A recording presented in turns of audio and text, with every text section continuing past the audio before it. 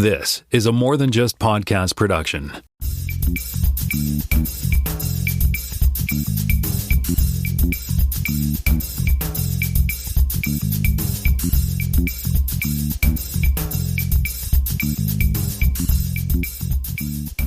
Hey everybody, welcome to episode 377 of the More Than Just Code podcast. My name is Dimitri. I am in Toronto, Ontario, and I'm joined once again by Mark Rubin down in San Jose, California.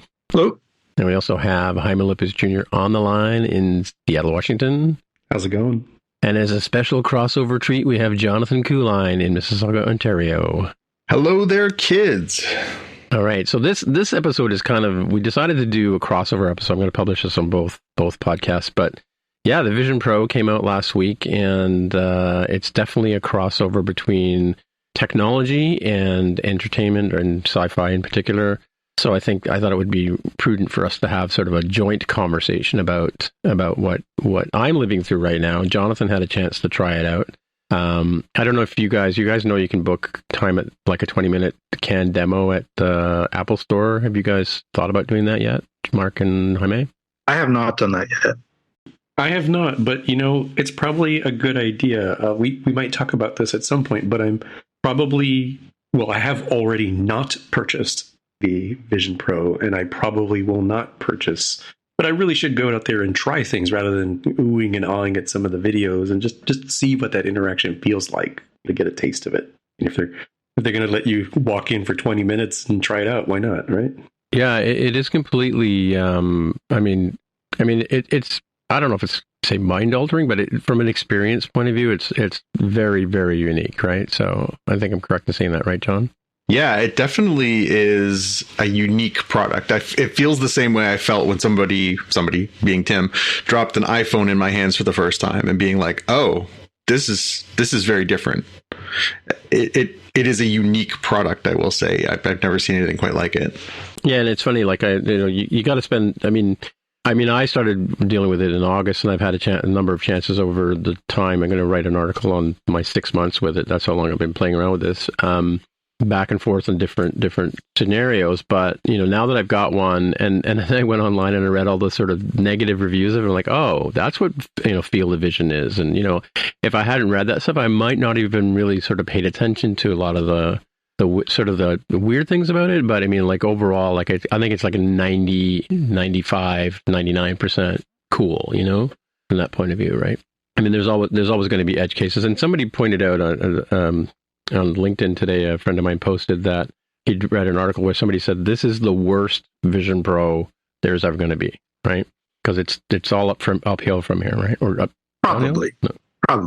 Probably, unless it becomes like the we thought the one and done HomePod for a while. Remember, we weren't getting updates for that for several years, but I think definitely it's a amalgamation of a lot of the weird things that Apple's been working on over the last few years. That's what I keep telling people, like Stage Manager. Why was Stage Manager a thing? And Memojis. Why were Memojis a thing? Now that I see, the personas and all that kind of stuff out there, and when I'm going to show you my persona in a little bit, but it's pretty cool. Like the technology they've been putting together here. Even bigger, just the emphasis they put on ARKit over the past couple of years. Yeah. Before this, it was pretty strange that they put so much effort into ARKit. So it was pretty clear that they've been talking about this for 10 years already, leading up to this for 10 years. Yeah. Well, the patent actually goes back to 2007. So that answers the question, was Steve Jobs even aware of this product, right? And it sounds like he was in some way, shape, or form, right?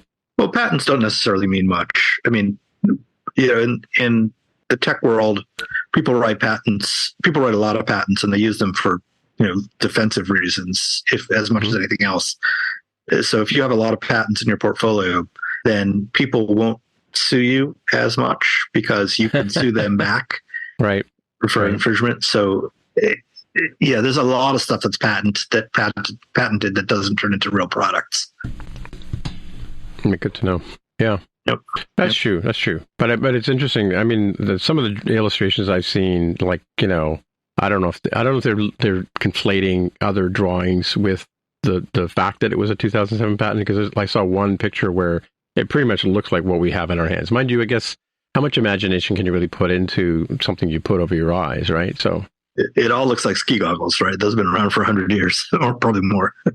Yeah, I mean, it's funny because when I did my talk on, which I haven't published yet on this show yet, I'm planning to, but when I did my talk on developing for Vision OS, I found a pair of DeWalt goggles that are like tinted, like for when you're working outside, and they look, more from a distance, they look like Vision Pro, right? So I walked out with those on, and the host who was there wasn't a techie person. He asked me if it was snowing. So he instinctively saw them as ski goggles, right? So, and they pretty much do look. They look very much like something you'd put on. Like they look like those the underwater. What do you call those things? The diving mask, right? Yeah, scuba mask. Yeah, scuba mask. Yeah, the Jacques Cousteau thing. Cool. Well, we have. We probably have some follow up, but I've totally forgotten to go and look it up. But I do have one sort of thing, and this is sort of a follow up from Spotcast, but it kind of fits into this because. On Spotcast, we mentioned that we talk about Apple services a lot on More Than Just Code. We've been watching it grow over the years, right? And this is just a quote from I saw online today that Apple services made $23 billion in Q4 of 2023, which is more than Netflix, Spotify, Peloton, Dropbox, MasterCard, Electronic Arts, and the New York Times combined. Yeah, that's pretty good. Lot. Yeah. Yeah, kudos to Apple, eh? Way to stay the biggest. Yep. It's bananas in terms of some of the scale. I mean, certainly you've got things that people would just emotionally get behind, longtime stalwarts like the New York Times. Like, okay, I can believe that. Peloton, I can believe that. Spotify, I mean, they just dumped a lot of money on Joe Rogan, but that's more of a cost than it is a revenue type thing. So, okay, maybe more than Spotify, maybe more than Netflix and Dropbox. MasterCard is such a behemoth in the world. Yeah. Electronic Arts is no slouch either in video games. That being bigger than both of those combined just feels bananas in and of itself, much less all of these things. And so Apple services for TV Plus and music and, the meager amount of iCloud that you get for free that then kind of encourages you to pay at least $1 per month is, it's certainly doing the job for raking in the bucks. I just want to point out that you said that 5 gigabytes was meager, right? In this year, so as we're recording this for future historians and or aliens that this show and crack the code, it is February 2024 as far as Earth calendars are going on, and in that you'd probably have a hard time buying any sort of physical media disc that was that size. Yeah, cloud is effectively infinite storage space, and to have only 5 gigs worth of it as the starting point is just frustratingly not enough for people. Yeah. So they got people like me who are paying was paying the $1 a month. Now it's rolled into the Apple One that I'm part of. So there you go. You can thank me personally for contributing to the 23 billion in the fourth quarter 2023 for services. The scale is pretty staggering. I mean, if you think about a lot of companies, one of the sort of the signs that you've become a large company is you make $1 billion in a year of revenue, and they're making $23 billion in a quarter. I mean, they're making close to $100 billion in a year and it's just on services. That doesn't even include all the hardware, which is the bulk of their business. It's pretty incredible. It's pretty amazing. Yeah, I mean, we've talked about this before. I think the iPhone is at least 55% of their income. Yeah. So yeah, it's crazy. I mean, like, what is an Apple service? It's like let's step back. I think the number that sticks out in my head was like 15% was services as part of Apple's total portfolio. Like, can you imagine if 23 billion is just 15% of your portfolio? That's crazy. Good on you, Tim Cook. Yes. Remember the little people. Share some love for us, okay? How about us Canadians and get us an Apple card, right? So I was going to say this, we were talking about this before the show, but for Jonathan and myself, right? When we talk about Apple discounts and stuff like that, you guys with your Apple cards get 3% if you buy with an Apple card, right? Like at the store? Yeah, that's true. No, isn't it more if you go to the physical store, or is it more? No, it's 3%. Okay, I think maybe when it first rolled out, it was maybe a little bit more. When they do certain specials, I think the most I've seen is, I believe I took advantage of 6% during December of 2018, 2019, whenever it was I bought this laptop that I'm using now. Like, that was just bananas. I don't think I've seen anything that matches that. Right. Well, Jonathan, can you agree with me? Like, this is like not fair. Well, we do rail occasionally on this podcast about the inequities between ourselves and our American neighbors as far as the access. So we'll put this on the long pile of the deep pile of things that Americans get to take advantage of. Like access to the Vision Pro app store right now. That would be one of them. That would be one of them. And we always talk about, of course, the number of TV programs that show up south of the border before they do up here. So yeah. And then sometimes never come here. Yeah. Jonathan doesn't know that, like, historically, More Than Just Code leans American is with a 2-to-1 ratio, but Spotcast leans Canadian 2-to-1. And today we have a equal balance. The level playing field, yeah. Perfectly balanced, as all things should be, as some might say. Mark, would you describe yourself as an American patriot? That's kind of a loaded term. Tell us about your politics, Mark. Tell us everything. Yeah, we stay away from that on this podcast. Yeah, we do, yeah. And Mark's actually from Boston, so he's technically on the East Coast with us in terms of, long story, I guess. I guess you've probably been out west longer than you have down east. I have. Yeah, I moved out to California in 1991. Right. How old would you time ago? 20. No, now everybody's going to know how old I am. No, you just go 20. Okay, you're in your 20s. Like 21, 22. Okay. Interesting. Yeah. Cool. Jaime, you got some follow-up for us? Yeah, I'm sure at some point we talked about privacy or push notifications and their relationship to privacy, and or just general things that we've said, hey, isn't it kind of weird that Apple lets you do this sort of thing? And eventually they start cracking down on some of the nature finds a way, people find a way to do icky things, if not necessarily nefarious. Yeah. So this, it's really weird. It is a YouTube video from a channel called Misk, or Misk, I'm sure that's pronounced. That's kind of like a PowerPoint deck as a video. But the gist of it is that there appears to be a whole bunch of social media apps that do this, and could be other apps that take advantage of what should be a relatively simple and straightforward nicety of, like, hey, you can send a push notification to your users and do some sort of time-limited calculation. Generally tend to be, I sent Tim $5. Maybe you would like to see, some interesting card that shows my face, or here's what the $5 is for, or, you can sort of pick your choice.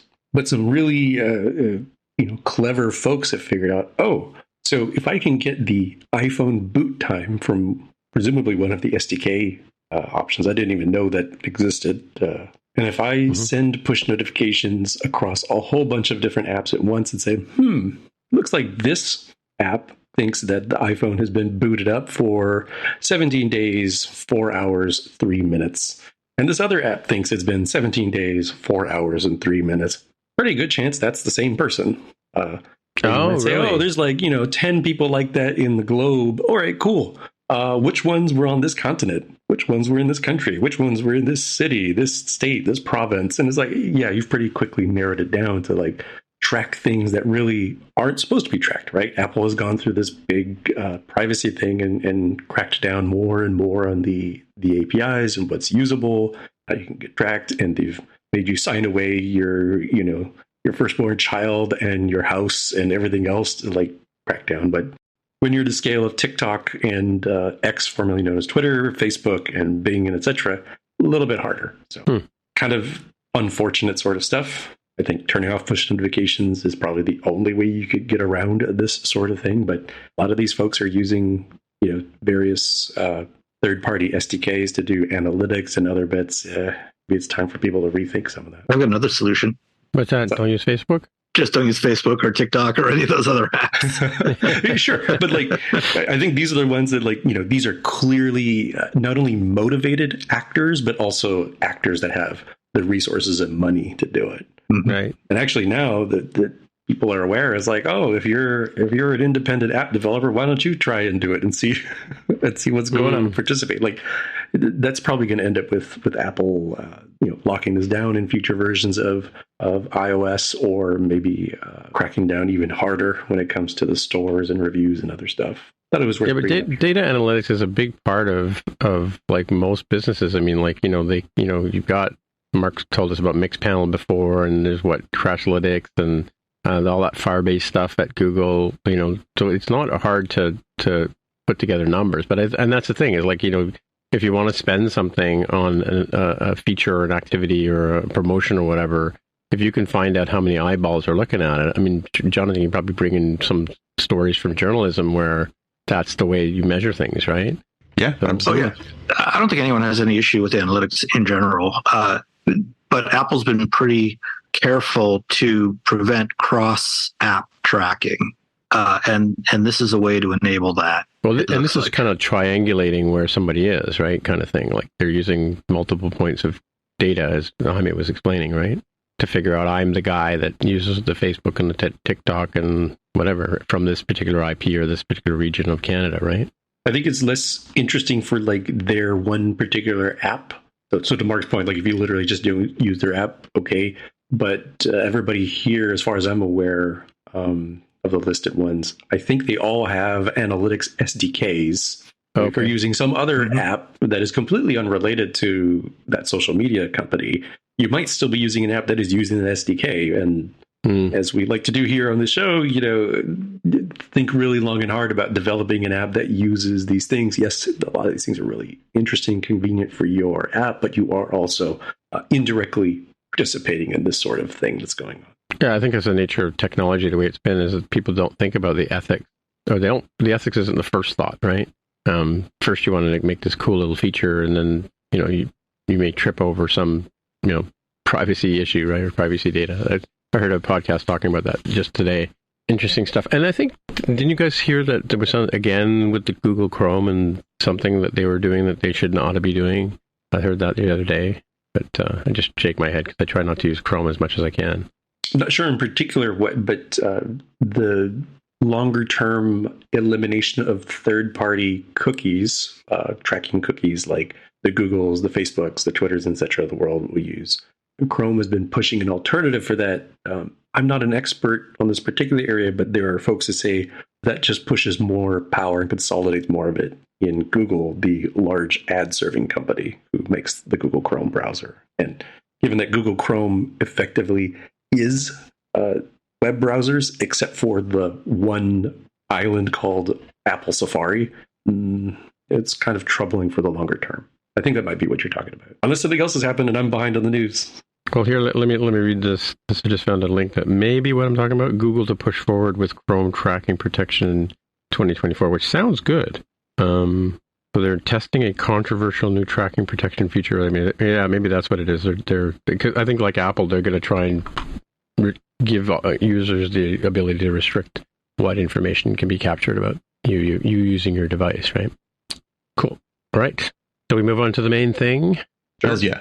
Well, I mean, so starting off with I think I saw a bit of the interview with, or actually saw all of the interview with Tim Cook on ABC News the day of the announcement. Like a couple of friends of mine from Europe who were posting, they went to New York to the Cube, which is the base of foot of Central Park, where the Apple store is. I've been there once before, but that's where the big sort of rollout was, and Tim Cook showed up, and he was, shaking hands with people, and they did the whole sort of iPhone thing where they cheered the first guy walking out with the device, with the box, I should say. And, so a couple of friends of mine, Paul Hudson was there that day, and a few friends from Sweden were there. And actually, one of the ladies, Sophia, she got featured in Apple's press release, because she was one of the first people to get a device. But Tim Cook said they asked like a couple of questions, the ABC interviewer, and I'll get his name in a bit, but he asked him, like, why is it so expensive? And Tim Cook said, well, this is like, clearly it's millions of dollars worth of development, or even billions of dollars worth of development went into this, as Carol told me this morning. That this is the culmination of, like, in terms of, he said it's tomorrow's technology today is what they've put into this device. And so I think it's an amalgamation, as we can all agree, that a lot of engineering's gone into this, and it's sort of a forward-thinking device. So they're calling this the iPhone moment, in a sense that And that's what I've been telling people in my talks on why you should learn Vision OS is that this is just the beginning of this whole paradigm of spatial computing. Hopefully it does get smaller, and I imagine at some point in time that we'll have a chip in the back behind our ear, and because they've got the OS, we don't need screens at that point, right? They can just feed the data right into our brain, right? So, and I think Musk is working on something now. I think I say that, but so yeah. So what do you guys think of this idea of the Vision OS or Vision Pro having a not quite as big as the iPhone in terms of paradigms, but definitely a shift in the way we're using this mixed media, I guess, what do you call it, XR, mixed reality? Well, I think there's a lot of promise, as you said. I think it's really early on. I don't think even like V2 or V3 is going to be anything close to like what you were just talking about. It's still pretty. Well, I haven't used one myself, but as my understanding is it's still pretty big and bulky and heavy, and it's it's not as magical as you'd like, but it's the first one, so right. It's a marathon, not a sprint, to use a commonly used phrase. Sure. Yeah. I mean, from my perspective, it's kind of what you expect. I mean, because thankfully we've had, like we always say, Apple leads from behind, right? That, we've had the Oculus, we've had the Magic Leap. A lot of people said this wouldn't be here if it wasn't for Magic Leap. We've had all the various VR devices, where you have to hold the wands in your hand and stuff like that. What's unique about this is using the eye tracking and your own hands for navigation. That's kind of a unique thing, I think, right? But yeah, it feels pretty magical, and I don't know. I mean, like, yeah, it does. It weighs about about as much as 2 iPhones is kind of how I've sort of always equated it. What did you think, Jonathan? Did you find it super heavy, or? I didn't. I mean, I think I only used it for about a half an hour. So obviously it would be the difference between I'm using it for a short window of time versus I want to use it for my work day as a replacement for my laptop, or I want to use it for the purposes of entertainment. I want to, watch the football game, and I want to have, my social media and all that other stuff going simultaneously. If I'm wearing it for 3-4 hours in the evening, would it be less comfortable? Probably. I don't think it was, initially, again, I'm a tall, strong person, so I didn't have an issue with it, but I could see how it wouldn't necessarily be an optimal experience given its size and weight for everyone. That being said, it was an interesting experience, and it's to your idea, Tim, of the iPhone moment of this. That I think we talked about that earlier. That was kind of my impression of it. It was very much like that first moment when you dropped an iPhone in my hand, and up until that point, all I'd had in my pocket was the old stereotypical Nokia, right? And yes, the Nokia could do a couple things. It could take a pretty terrible photograph. It could, play a little game was awesome, man. Play a little snake game if you felt like you wanted to. But I remember when you were like, "Watch this! I can fire up the internet and check the movie times," and I was like, "Okay, that's major difference." And and by the way, it also replaces my iPod, and oh, by the way, it's got the camera built in, and oh, by the way, it's got this. It was kind of like that as you and I were doing a walkthrough where you're like, okay, check this part. Okay, now check this part. Check how this app works. And it's not just the moment. It's where your mind, if you're a creative person, your mind immediately is like, oh, not yet, but I can see where this can go. I can see this being very, very much something that's progressive and uses this technology in really interesting ways.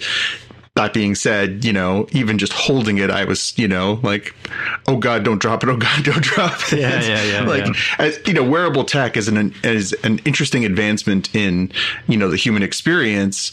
This is obviously sort of at this point kind of the pinnacle in that, it can do so much, but like, I wouldn't leave the house with it. I mean, there are times, and I found myself in situations where I'm like, damn, I wish I didn't have my iPhone with me, let alone the wearable technology. Somebody comes along and clunks you on the head, and that's not good. But it's it's a really interesting experience, and I can see so much potential in it. It's just a matter of how quickly can the costs come down, how quickly can the apps leap, how do they get people to buy in?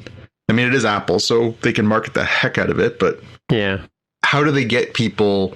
Short of, you mentioned you can go into the Apple store, you can try it out. Okay, that's one thing. Sure, I can go into the Best Buy and try out the new video game system too. Like, is that really the same thing? And, I went into work on Monday after trying it with you on Sunday and saying to my colleagues, hey, this was a really cool experience. If you get a chance when it comes to Canada, you should totally check it out. So word of mouth will carry them a certain distance, but everybody who I've talked to said the same thing. They're like, well, how much does it cost? And when you outlay, the costs, in American dollars, which translates to Canadian dollars, you're like, okay, it's gonna be about $5,000. People are like, forget that. Well, yeah. How do you clear that? How do you get around that? Well, I mean, you can equate that cost factor to like the first plasma TVs or the first, a large screen what are they, LCD screens we have now? TV screens, right? Like the sort of, not everybody went out and bought a plasma screen, but a lot of people did, right? But I want to circle back on one of the things you said about taking it out of the house. So I went to a client meeting with it yesterday, and Carol says, you're not going on the transit with that. Here's the car keys, right? You're driving. So it's just... Wait, driving was safer? You mean not while wearing it? No, not wearing it, I hope. No, not wearing it, not carrying it around with me. Like it's the carry case is about the size, like it fits in the HomePod bag. Like, that like when... I don't know if you guys have seen the box. I've got the box behind me. It's like... The box has got to be 18 inches by 12 inches by 10 inches. It's huge. Like it's bigger than a bread box, right? But when you get the carry case that Apple's selling, it fits in there nicely and it's padded and stuff. But it's the size of a HomePod. It's pretty much like a football. Well, you saw the picture I posted earlier today, Jaime, on LinkedIn, right? It's not petite, right? But I mean, she's like, you're not, I think obviously I'd be like painting a target on myself if I got on the, our public transit with that, right? So, she gave me another backpack to put it inside because I don't have a backpack that's big enough to hold my Mac and this. I mean, there's a market idea right there for somebody making backpacks, right? Well, I also have the original bags that the first Macs came in because the first. Oh, yeah, I remember those. Macs, yeah, people said they were portable. Well, you used to take your Classic around with you, didn't you, John, when you first had it? Occasionally, yeah. I had a Mac Classic 2, I think, and portable's a relative term. It weighed 20 pounds or 25 pounds, but inside the bag, you could actually, like, if I needed to, move it around like a briefcase. It probably could have been a better design with some wheels on it or something, so I didn't have to carry it or strap it on my back. But yeah, I would take it, back and forth if I needed to go home for a stretch, back to your place and do some work versus if I needed to, have it at school or whatever. So in theory, it was portable. It was a bit of a haul. Yeah, it's another thing we don't talk about Apple wheels at all because Apple charges a lot for wheels. Yeah. Yeah, so it'd be interesting. I think it's it's kind of like the Apple TV when it first came out. Like, I spent the money on it, and But what was the price point of that? Well, the Apple TV was $150. Yeah, that's Very the thing. Yeah, but at the time, no, you were talking about the very first one, right?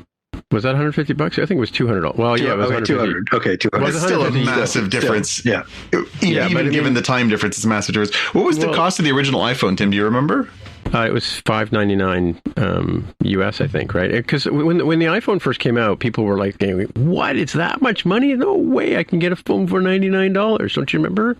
Like the iPhone was expensive. I remember, like, a friend of mine went to California and brought one back for me, and I remember having to shell out $500 or at least, and it was Canadian anyway. But no, actually, at the time, the Canadian dollar was worth more than the American dollar.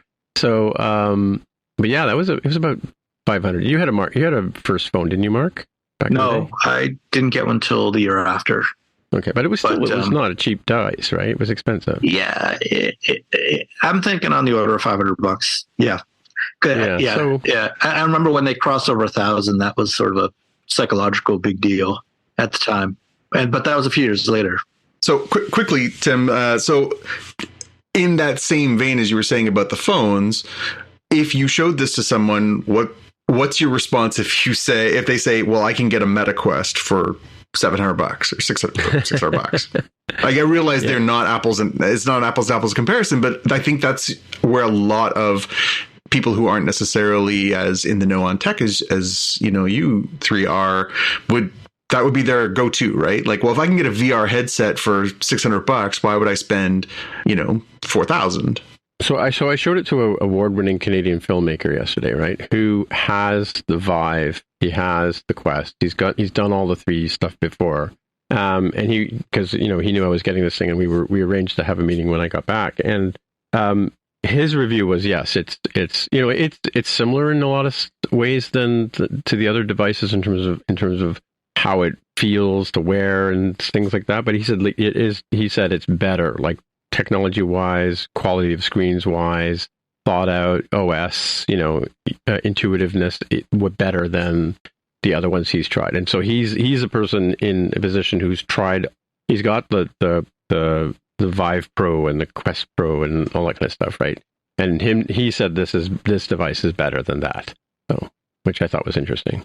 I've not tried those, so I can't. The only one I've ever tried was just in the summer before I went to before I even knew I was going to get a chance to try this thing back in August. I tried the Quest 2, I guess, or which is the one, the Facebook one, the Meta one. Is that Oculus? Well, they bought Oculus, so it's MetaQuest is what they're calling it now. Yeah, so I tried that one in the summer, thinking, well, this is coming, because WWDC had already been announced, and so it was like I had a time period where I could try. I think it was early August I tried it, and it was okay. I mean, I have Google Cardboard. I've tried that. I've been doing 3D, graphics for forever, and I've been doing, I was doing 3D graphics on the old Mac 2s back in the day, right? So you'd set something up and you'd set it to render, and you'd come back 2 days later to see if it finished yet, right? And you didn't do anything else with your Mac when it was doing it; just let it cook, right? But yeah, so let's talk about the price for a minute. So I ordered the middle model, the 512, right? And I got the carry case, which is I think $199 US, and then and I also bought AppleCare. AppleCare is $499, which is painful when you convert it into Canadian. That may be a dangerous sign that they know this thing is fragile. Yeah, well, somebody did it. I was a little annoyed to see that somebody actually did a drop test, and he really went at it. He dropped it 12 feet before it actually broke. So the screen's got a plastic front, and the does that cover the lenses as well? The custom lenses? Yeah. Oh, you mean the Zeiss things? Yeah. I technically, from my reseller days, anything that's on the order that you buy the AppleCare with is usually covered. Okay. Right? So it probably should cover the device itself, the straps, the interfaces, the carry case, and the battery that comes with. And what else did I get with this this order? Yeah, so that's pretty much, that was the order, right? And the Zeiss lenses were $149 or $140 US, right?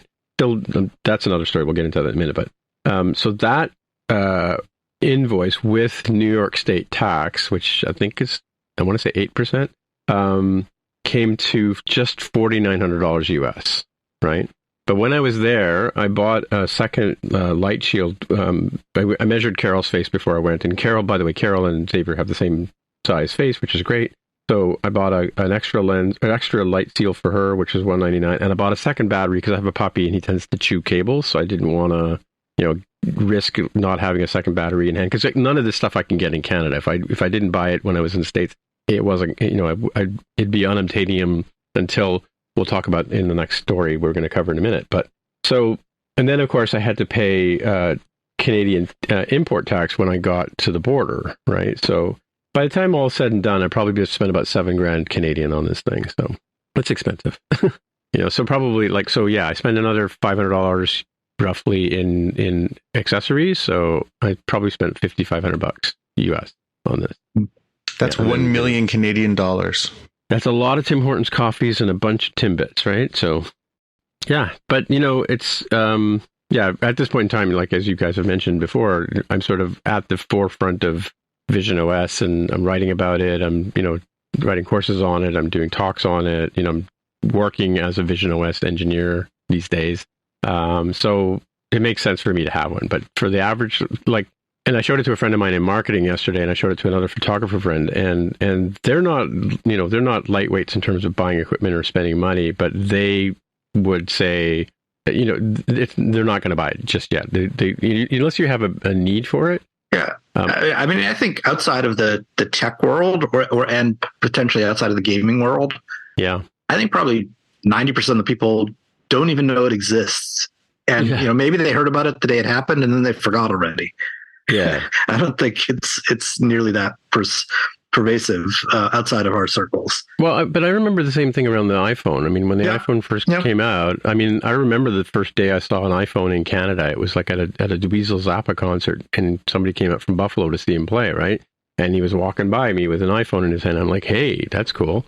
And I remember going to WWDC or going to the States. I went to Seattle and I went to I went in 2010.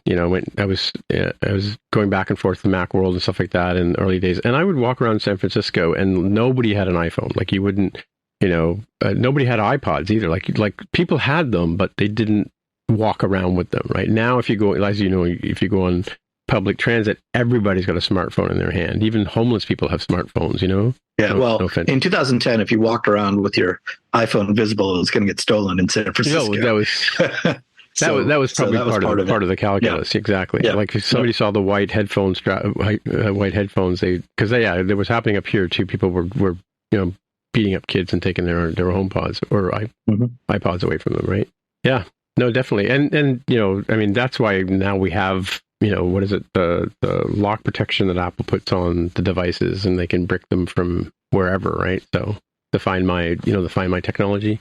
But anyway, I just want to talk about this next story since we kind of led into it, and that is that it's kind of good news for Jonathan and myself, I suppose, is that the international release dates have been announced, or not announced, sorry, they've been leaked, and it looks like Canada, China, the UK, and places like that will probably get these by sometime in May.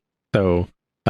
And that said, like there were a bunch of them showed up on Facebook Marketplace too. Like if you really wanted to have one and you don't want to go to the States, you can get one more or less for around the money that I spent on it. So there, there's probably about 4 or 5 of them in Facebook Marketplace today, right?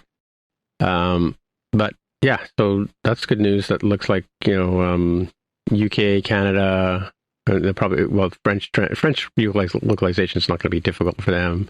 China, France, Germany, Hong Kong, Japan, Korea, Australia will be getting them, probably before the summer, right?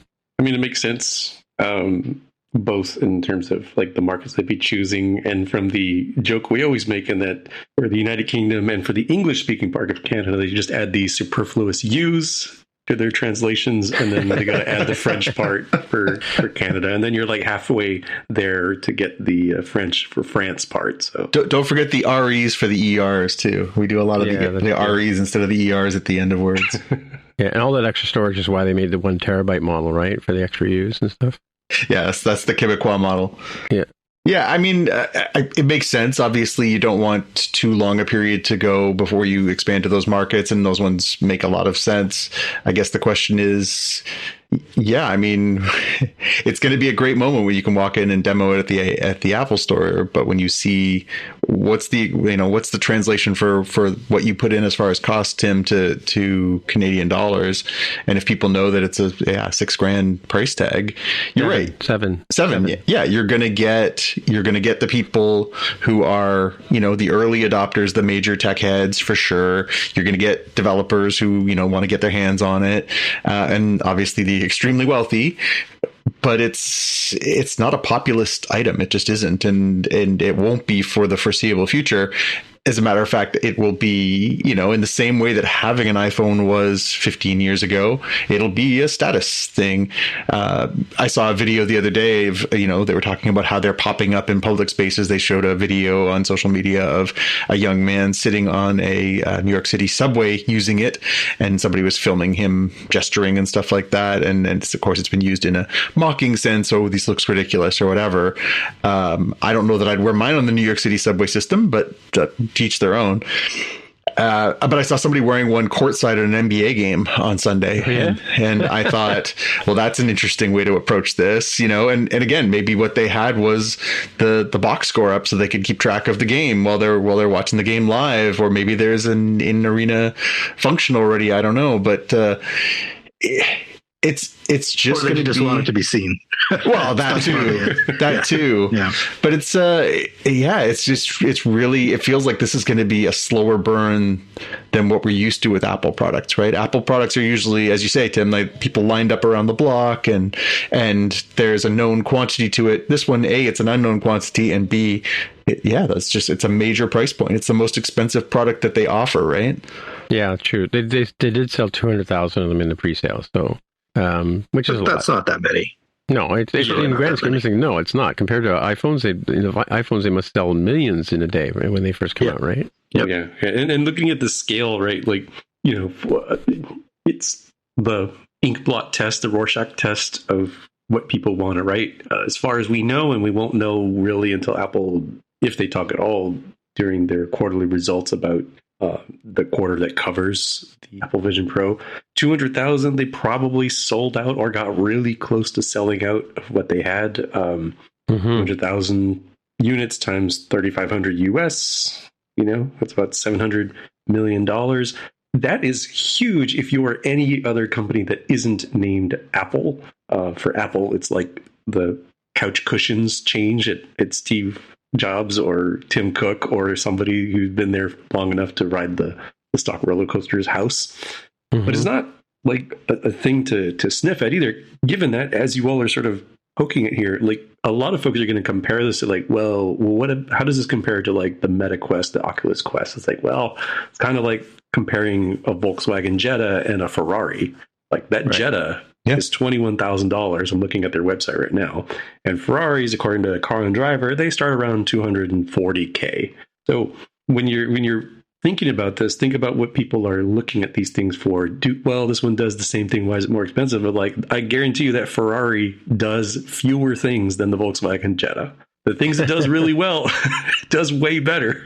The cup holders are probably much better in the Jetta, actually. Yeah, it's got four doors, 4 seats. You can actually put stuff in the trunk, but boy, it's not going to have that performance and the cachet and other things. So, I think to folks' point, like, is this version going to be the one that shocks the world? It's like, well, it's really hard to have iPhone be the standard. iPhone is a global history changer. iPad, nowhere near as much. Apple Watch, nowhere near as much. And yet those are market leaders in their segments. This, so far, seems like it probably will be, even at its expensive price, the market leader in its segment. And it does critically say Pro in the name. And I know they've sometimes used that to mean give us more money. That's why it's Pro. As I sit here with my iPhone 15 Pro. But I think it should be a hint that, like, you shouldn't think of these as stocking stuffers and you get one for each of the kids in the family for the holidays, right? Like, you're investing in this as an early adopter or part of your job, or just because you want to try out cool new tech. And perhaps someday it will be like the Apple Watch. I think that would be a pretty good success. Remember that first watch came out?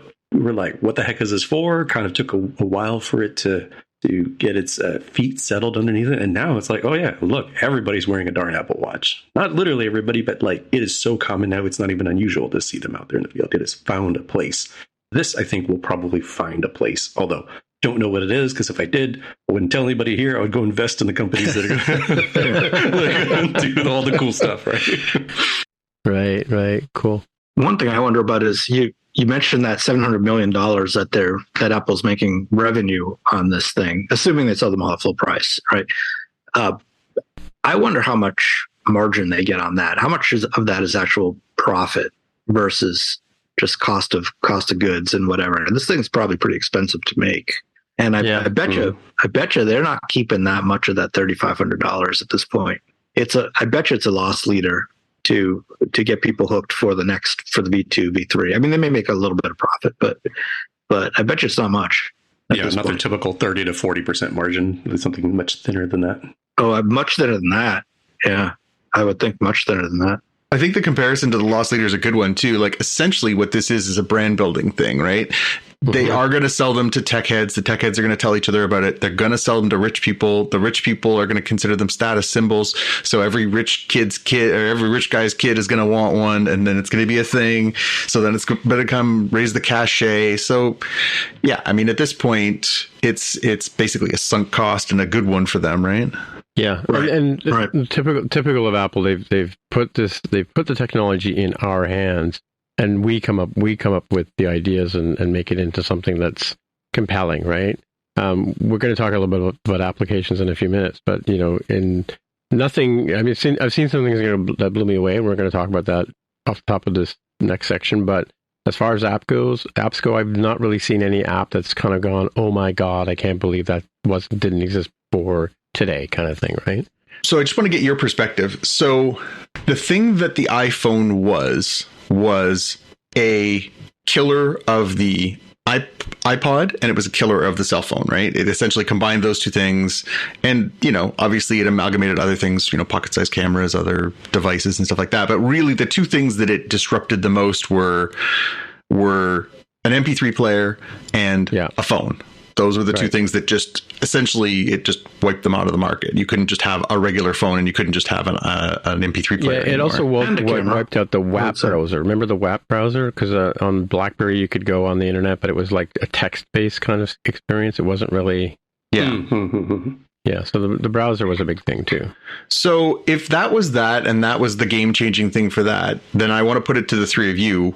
What is the thing? Like, what is this going to replace? And I know, Tim, obviously you've got some strong opinions having had it on your face, but does it kill the laptop? Does it kill the desktop? Does it kill your television set? Does it kill your, what is it that this thing replaces that makes it worth that value? As you said, Tim, plasma TVs were stupid expensive when they came out. Now you can get a decent, flat screen LED TV or a OLED or whatever for a reasonable amount of money. If you suddenly didn't have to replace your next TV because you have this, if you suddenly didn't have to replace your next laptop because of this, maybe it's worth it, right? Well, yeah, it's a good question. I wonder if it will ever replace TVs, because part of watching TV is the social aspect of it, right? You want the big TV in the room with the whole family around, gathered around. I guess. I mean, maybe people don't do that as much anymore, but there's some of that still going on. Sports events. So you guys are all going to get together and watch the Super Bowl next weekend, right? Probably, yeah. So I think the target is the laptop. To me, that's the target. Now, whether it actually works, whether it actually makes it, is a good question. The laptop has some advantages. You can take that with you into a meeting, right? And that's probably the original advantage of the laptop was business travelers. You could carry it around with you, use it in the hotel, take it to the meeting and whatnot, and pop it open in the meeting, and it's there for you. It's sort of hard to see going to a business meeting, especially if you're visiting like a customer that you're trying to impress. It's hard to see going to a meeting and popping this thing on where they can't see you anymore. But hold that thought, because you can, right? You can't see it in 3D. But one of the cool things that I was doing yesterday was, if you have an Apple TV in the room, you can broadcast to the Apple TV so they can see what you're seeing on the screen. Although we did establish there's some limitations on that. That's not what I'm talking about. I'm talking about just the personal interaction of, you're walking into, let's say you're a sales engineer walking into a room trying to meet the client or the customer, and you're going to try to sell them something. Are you going to put this thing on? No, because they can't look you in the eye now. That's true. And you're going to lose that sale as soon as you do that. Now, okay, maybe that mode of interacting will break down. I mean, especially if, we're into a more, remote working, more online video world, but I still think we lose a lot of that stuff. So it's I don't know if it's going to replace the laptop so easily for everyone. Yeah, I'm not sure I'm like the one killer use case, because I think similar to Mark, I was going down the remote working route where you can have larger screens that are set up the particular way that you want. And for remote working, it'd be great to be like, I don't know, man, let me have your screen. I'm going to look at it. Okay, I'm looking at my screen. Oh, okay, I see what's going on here, and then interact that way. That's less of a working in person and salesy kind of thing. I also think that media consumption, not in the Super Bowl or bring everybody over kind of thing, but with things like what is it called? Like share play and synchronization. Mm-hmm. Like I was thinking like, so if we wanted to enjoy something together in my household, both me and my significant other would need to have one, and then it would need to sync up together so we're watching the same thing at the same time in the same wonderful immersive experience, but not like, oh, she's 30 seconds ahead for some reason, right? Like that would be irritating. She'd be like, oh, what? I was like, what are you talking about? Oh, okay, I see what you're talking about. Like you don't have that when you have the large screen that everybody can gather around. But some of the media experiences, even just oh, look, it's like having a big theater to yourself. That seems pretty interesting. And I also think for people who are, single, live on their own, I could see it being a thing that can help change the perspective of like, well, yep, so I've got this tiny little closet that I live in New York City, in Manhattan, and my window opens to a brick wall, but just like that Black Mirror episode, that's okay because when I look out that window, I see Tahiti. And my office is seemingly, and they showed this in like the Apple walkthrough, like the 10-minute walkthrough. It's like, oh, look, I'm here on this mountaintop at like dusk or something. And that's my view as I'm working in Safari or working in other things. Like I think those sorts of things will be useful in isolation and in some limited pairing. I don't know how that will work en masse or with larger groups, but at least for those, yes. So many of us are commonly staring at our phones or our iPads or maybe our MacBooks. How is this that different than that? Maybe not. So maybe it ends up filling in nicely for those things that we already have devices for. To me, I mean, like, because I've worked with it and I've had a chance to experience it, and I've had like three or 4 days with it already, like 24/7 kind of thing, access to it. The first thing I wanted it for as a developer was I was working with a test device previously, and I published an app on Vision OS that was available on day one, but until I actually was able to run the code itself and look at it on the actual device, I'm surprised at how different it is between the simulator and actually running your code on this thing, especially with Reality Kit. It's amazing, like, you don't get a sense of the scale of an object you're creating in virtual space until you can actually render it in the real world. I'm doing air quotes, right? But so this one particular interface, like I had a ratings thing where you could rate something, with 5 stars or whatever, but I had made the stars too small that you couldn't select them with the device on. So I had to go in on the Vision OS. I had to bump up the size to 60 points and then publish it to my own device. So I turned on developer mode, got that going. Went into the device, brought Xcode up on my Mac, shared it to this device. So I've got now my Mac looks like it's got a 4K display on it.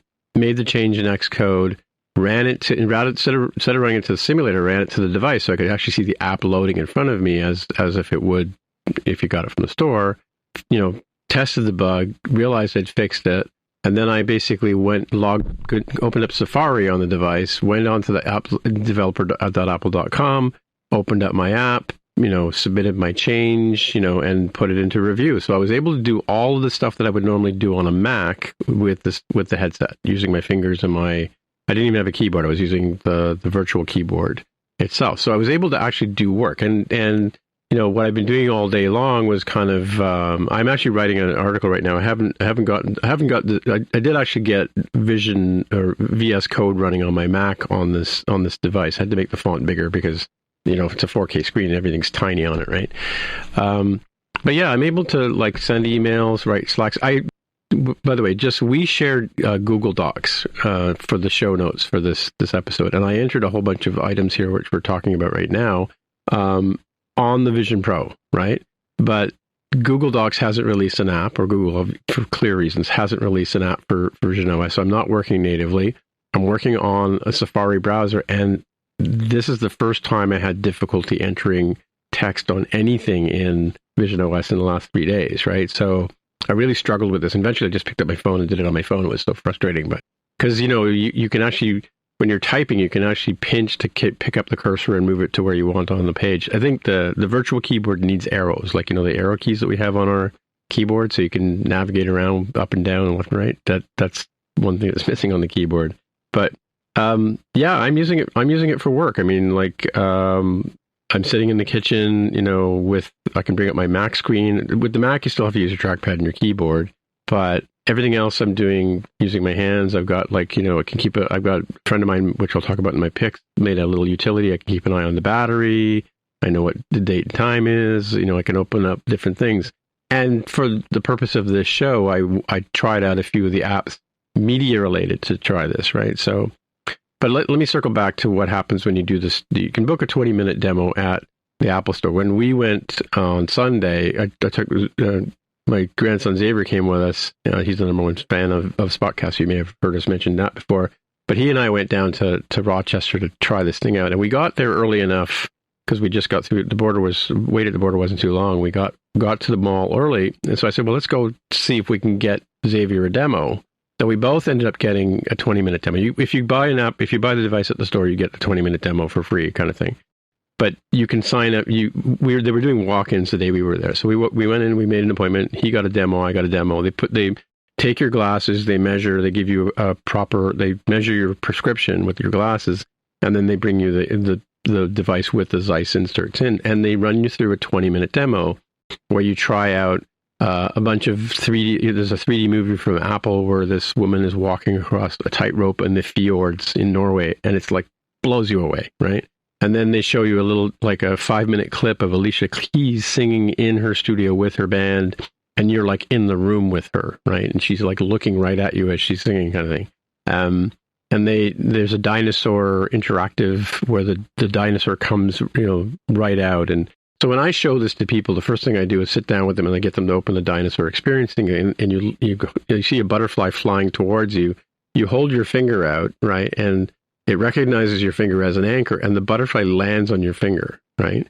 And then the dinosaur comes out, and you can stroke the head of the dinosaur virtually. You're not actually touching anything, and it reacts to your movements, right? So those kind of things, they're hard to describe other than what I just did, right? It's a very visceral thing to see this, 15-foot dinosaur come and blow and sniff at you and chomp at you, kind of thing, right?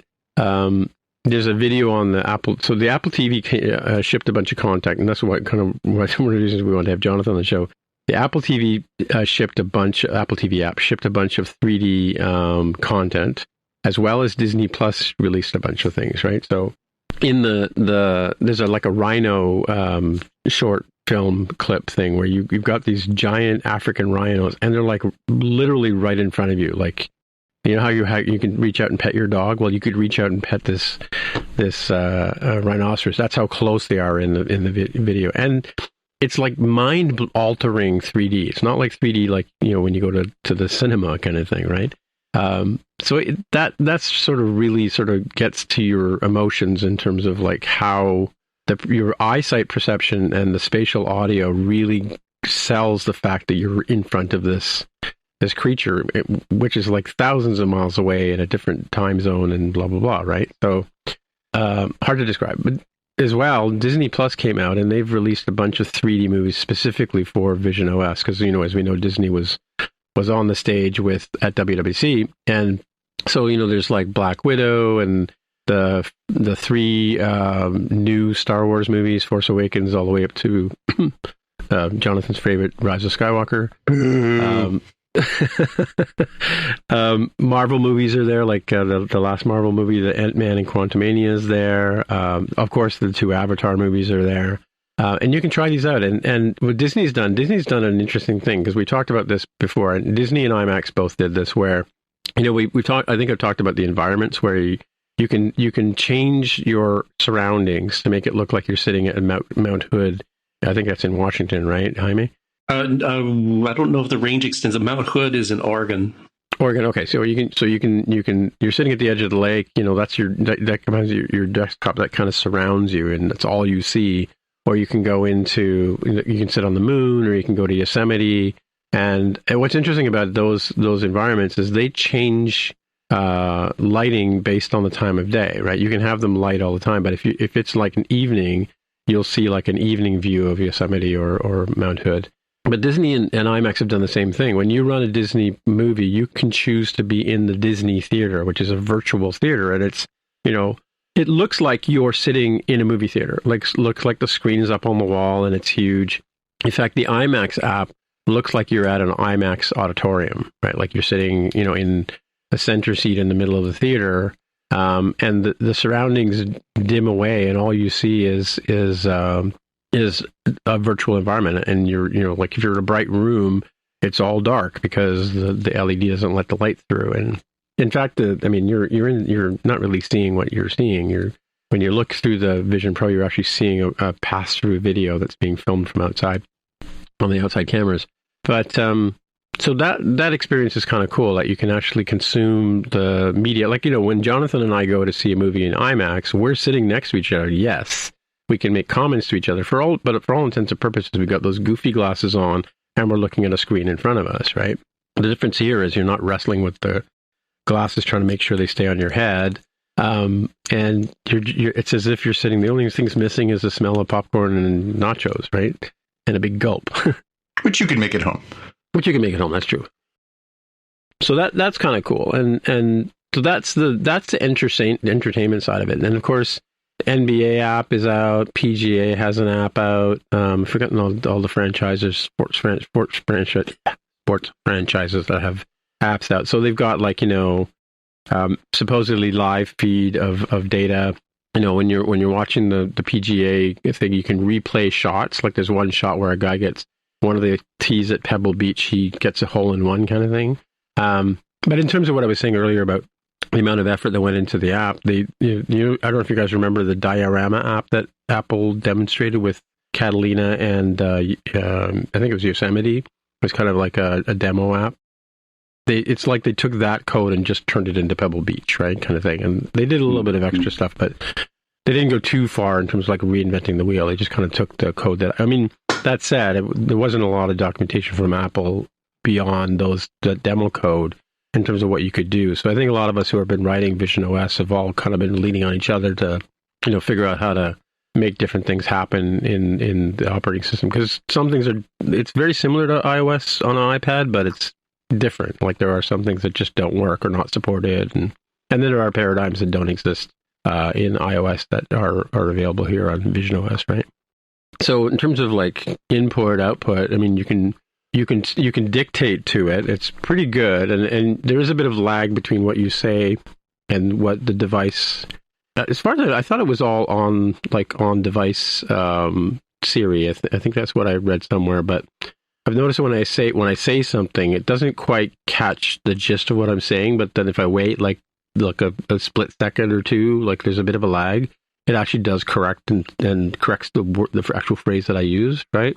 So dictation is a bit laggy in that sense. It's pretty good. And keying the keyboard in, like if you have to enter in your passcode or that kind of stuff, you kind of reach out with your index fingers and you poke at the numbers and characters and stuff like that, and they respond. And it's a lot better than the first couple of times I tried it. That's all I can say about that. But but you can also look at a letter with your eyes, and you can tap your finger and index finger and your thumb together, and that's like clicking the key, right? So I think the coolest thing too, John, you can probably agree with this, is like it's cool, but it's weird. But you look at things rather than using a mouse or a trackpad, right, to select them. The eye tracking stuff, yeah. Yeah, the eye tracking is phenomenal in that sense, right? Yeah, it didn't take long to get used to. You were looking at the screen while I was looking in the device, mm-hmm. And it takes a moment to sort of figure out like, oh, my eyes are my mouse. But once you do, it does become intuitive pretty fast. Although we did realize that you had to set it for left-handed people to right-handed people, but yeah, it took us a minute to figure out how to. Jonathan's left-handed, so it took us a minute to figure out how to set the controls up for him. But yeah, it was surprisingly responsive as far as where you're looking. There was some stuff that and one of the features I think Tim you had pointed out, you have to look above, like pretty much look to the top to make the exit menu appear. You have to look down and into the corner, a couple of things. So some things takes a bit of practice, but it didn't take long before I think all of us were feeling like, oh, this is not wildly challenging. I didn't get a chance to try. I saw my daughter tried the keyboard function inside of searching in Google. She picked it up right away, but she's a gamer. She's like always in. She is, and she's also like, she's a native, right? Like she's never lived in a world that didn't have touchscreen, VR, all those things have all been part of her reality. She's 18 years old, right? So it's a different, I think for people of a certain age, it's going to take a bit more of a learning curve just because it's not intuitive for her. You're right. She just sort of popped it on and was like, oh, I just do this. Oh, I just do this. Like, it was pretty neat to watch. But I agree with you, Tim. Like, I think some of those, we tried a few of the apps together. We tried the dinosaurs, the Alicia Keys. We tried the PGA app and tried some of the functionality. Like, there's a lot of there. Some very cool things that would make and enhance the enjoyment of other experiences. And it's funny because, like, think about how habits have evolved. So often now, even if you're with your significant other and you're watching something together, depending on what it is, some things are more immersive and obviously it's a quality issue and everything else, but you have your phone out, you have your iPad out, you have your laptop, you've got something on the TV, you're chit-chatting, but you're also watching something. But even when you're by yourself, like if I'm by myself, I might have a program on where I'm kind of mostly watching, but I'll be checking the scores and the games. I'll be, checking my social media, or I'll be, playing a little, a pocket game or whatever. That this device kind of just sort of amalgamates those experiences too, right? You can have all your screens up. You can have, the live tracker of the sporting event off to one side, and you can have a movie in front of you, and you can have your social feed in another window, and, and as we looked at on like the PGA app, when they're on a hole, it'll give you live updates of like, okay, you just saw this shot. This is actually how it tracked. This is where it landed. This is where the player has to now navigate this, this kind of terrain on the course and stuff like that. It's very cool stuff that you just can't get when you're not in that virtual environment and in that 3D environment, right? Where, you can actually like, for lack of a term, pinch and zoom in and out of these things. And yeah, it's there's a lot of ways that this will enhance experiences you already like. The other thing that it kind of gets knocked on, and I tried to write about this back in August, but or September, but I got told I couldn't talk about it at that point in time. But the pass-through video is basically, it's like it feels like you're actually you're looking through a piece of glass, right? Admittedly a frosty piece of glass because everything's a little bit out of focus because it's not quite 4K. So the icons on the screen and the lettering on your browser are crisp, like, really, really high res. And yet you look at your hands, or you look at the table in front of you, or you look at your phone. It's almost like, well, for me, because if I take my glasses off, it's similar to that, in that, you kind of have to look at it to get it to really read it, kind of thing, right? It is for me, actually, like I've been using it without glasses or without contacts, because I could wear contacts, but I don't like putting them in and taking them out. But and I haven't got my Zeiss lenses. I'm still struggling to. My beef right now is I went and got an American subscription because that's required to get these right now. I went to a LensCrafter on the day of, and I'm not able to upload it to Apple because I keep getting that, something went wrong, please upload again kind of message that we've been getting on the App Store and various other places. I don't know if you guys have come across that, but it just will not take my prescription and upload it to Zeiss. So kind of annoying. And I've been on support calls about that.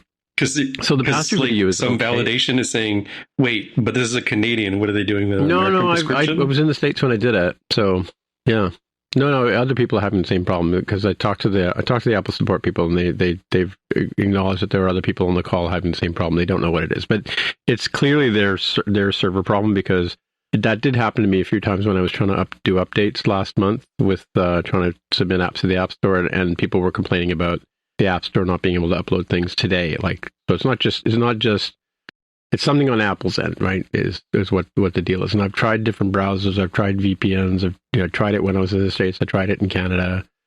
I'm almost like, if I wish I had a Windows PC here, because I'm tempted to try there, but because I've tried everything. I've tried different browsers and time of day, and it's just something busted on their end.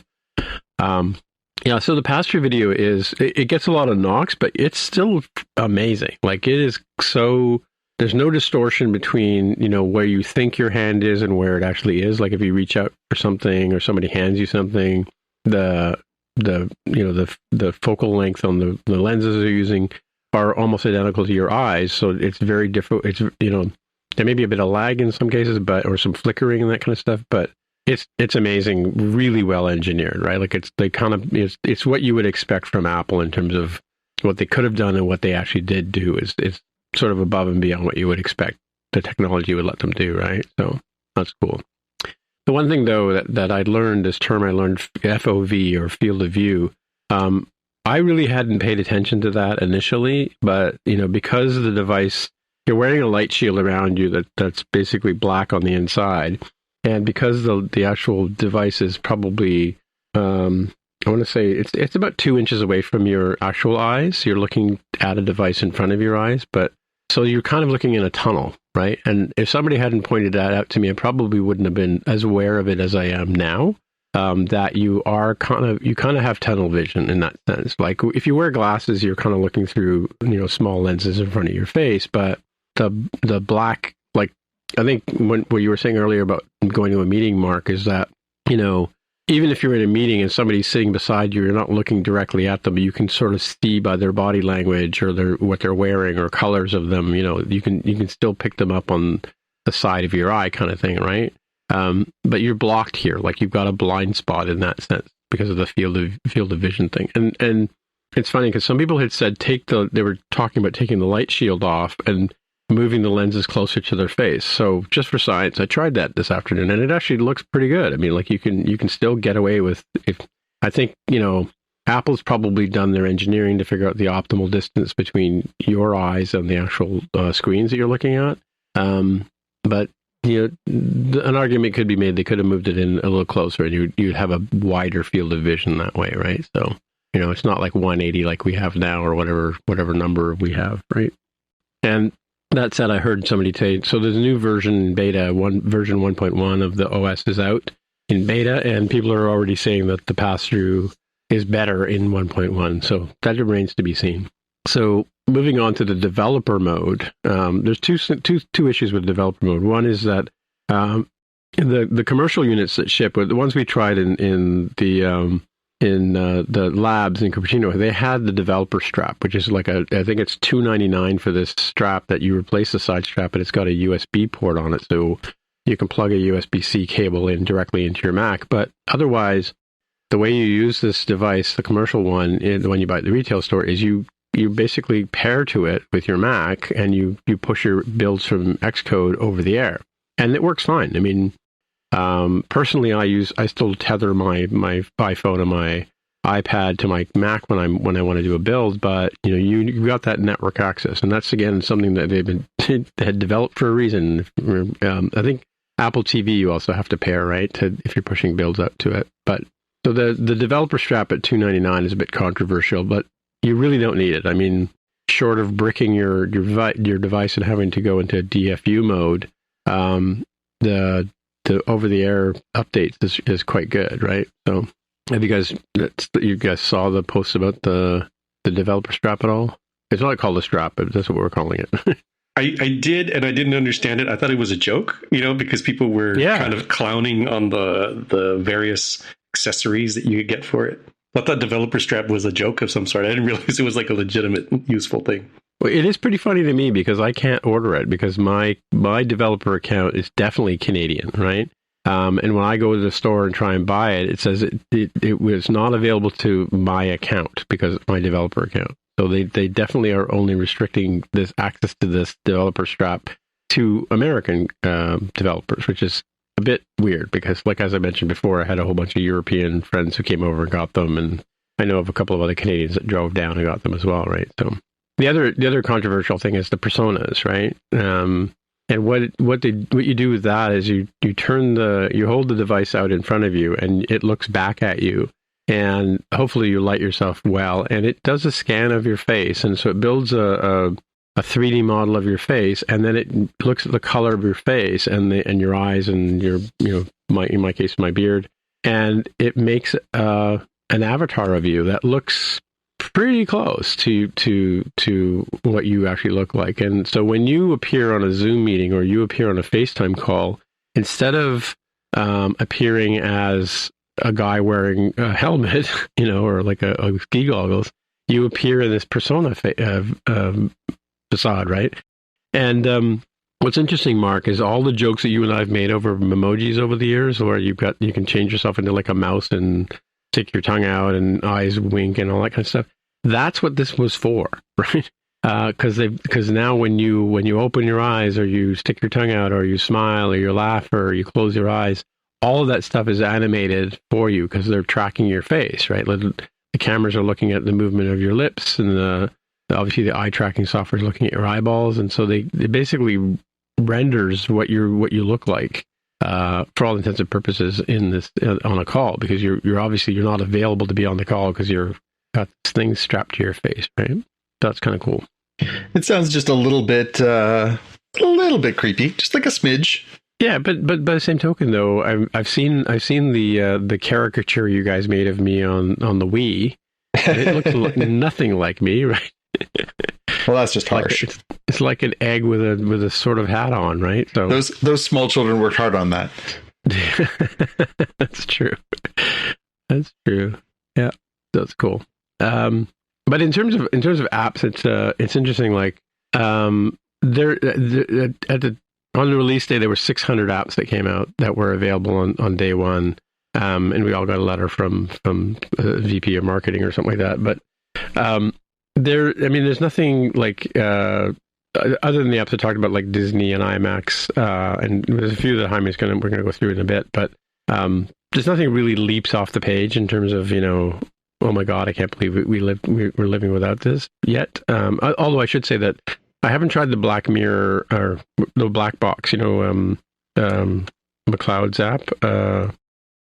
He went back in and he basically took the ideas he had for black box puzzles and made they're bubbles that you have to solve, right? And he's getting kudos for that. So that's kind of a unique take on an app that I hadn't seen before on anywhere really, because it didn't exist before Vision OS. So that's kind of kudos to him for getting that one out.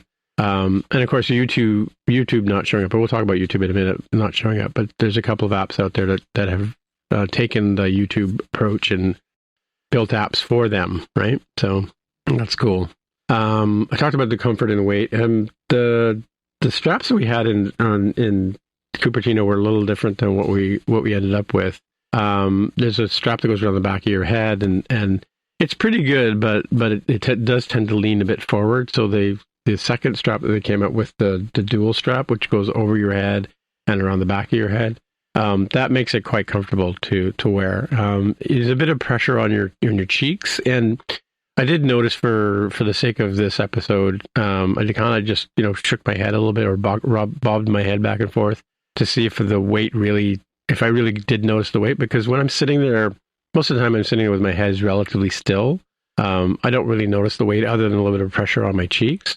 But yeah, when I bob my head back and forth, it definitely feels like there's some weight there. But that said, I mean, I've been playing hockey for almost 45 years or 40 years or whatever, and when I'm a goaltender, so I've always had a heavy helmet on my head. So it's no different. It's actually less weight than that. But if you're a football player, or if you've ridden a bike, if any kind of head protection you've had in the past, you've had heavy things on your head. So I don't find the weight and the bulkiness to be like, you don't really realize that once you get in, when you're in there. I think what you're experiencing through your eyes and your ears is just so cool that you don't really pay attention to the weight of it, right, per se. Do you think you could wear it for a work day? Do you think you could comfortably wear it for 7 hours? I think I'd have to work up to 7 hours. I've probably worn it. I've worn it for quite a bit of time. Like I've worn it for like several hours at a stretch. Like at least 3-4 hours, or I'd say 3 hours is probably the longest I've gone. I turned on the screen time thing so I can measure, because I haven't found a report anywhere that shows how many like man hours I've used it for, kind of thing. But it's actually plugged in right now because I was gonna throw it on and show you guys the Persona if you want to see it. But I don't find it too heavy. But you do look like a goof with it on, though. I gotta say. Yeah, as was pointed out earlier, it's hard when you can't look someone in the eye, and it's almost like Frosted, right? It looks like you're jumping into Ready Player One. Well, the thing you didn't see was there's a set of lenticular screens on the outside, right? And what they do is you do the Persona thing where you turn it and you face it towards yourself, so you're filming, and it creates a version of your eyes that it then projects onto the screen. So when you're like, once you've logged in and it's like if you put it on today, Jonathan, you would have my eyes, for example. Right. But they're pretty passable. I mean, like they don't not super bright because it's a lenticular and that technology isn't too bright, like in terms of like luminescence. But yeah, for all I should tell you that my dog was a little freaked out this morning when I put it on, and had it on for about an hour. He came over and looked at me, and he's like licking my hand, going, "What is wrong with your face, man?" Maybe because the eyes were freaking him out, but he doesn't like statues. He doesn't like fire hydrants. Mm-hmm. If a bucket is inverted on the street, he has a problem walking down the sidewalk and that kind of stuff, right? So, like if he ran into R2-D2, he would have serious problems, I wonder if it's just a matter of time before we start seeing like the add-ons for these things, like those things you put on your Crocs, the little bits of flare. I wonder if there's going to be flare for this, where like you can put on the mohawk attachment across the top, the dangly earrings, just really go to town. Yeah. So so I briefly talked about optical ID. That's the Face ID, Touch ID replacement. It is so much cooler. Like, with Face ID, you can't be eating a sandwich, you can't be yawning. With Touch ID, you got to make sure you store the right finger that you're touching with it.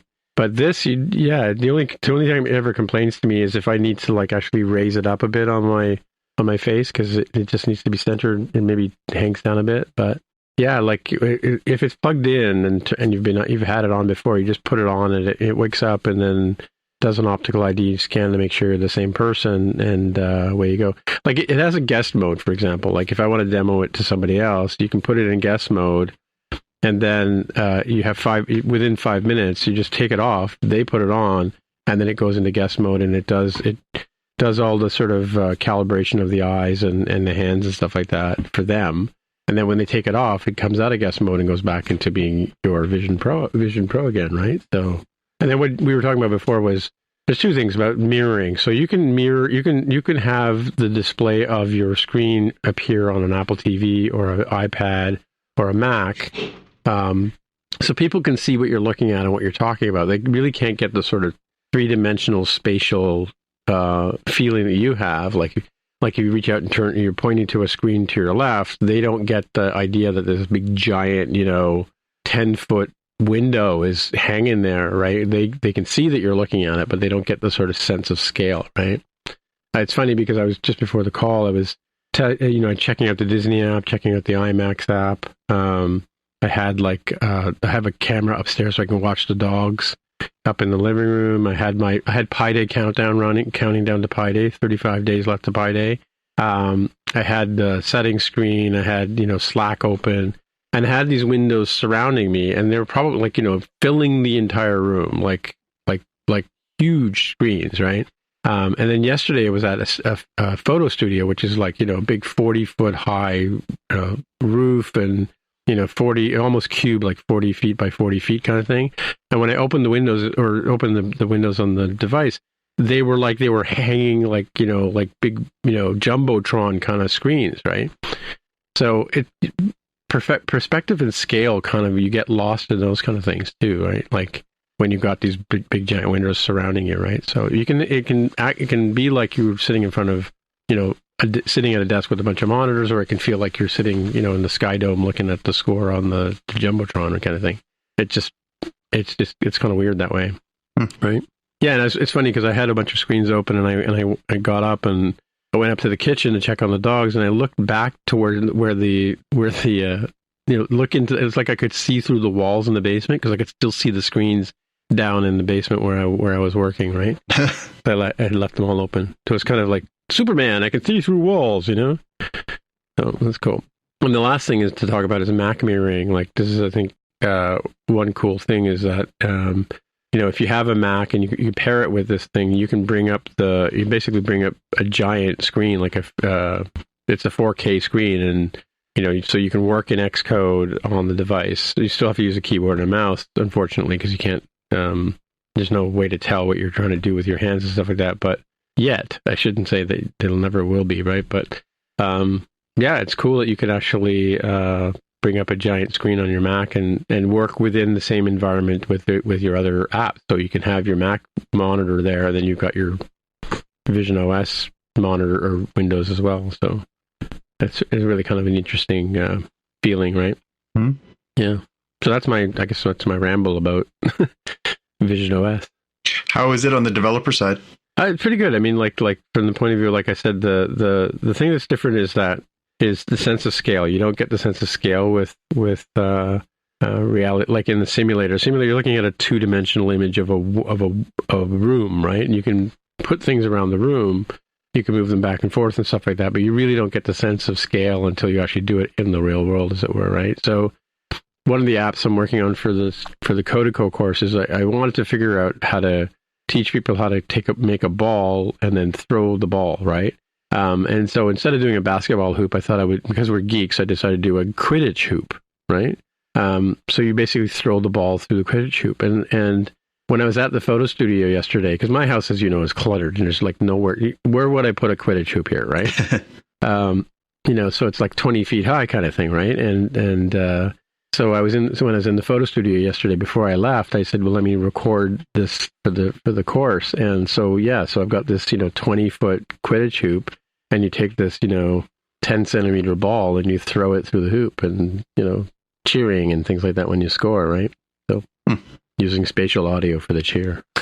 Does it feel? I guess that the gaming part is something that I'm curious about.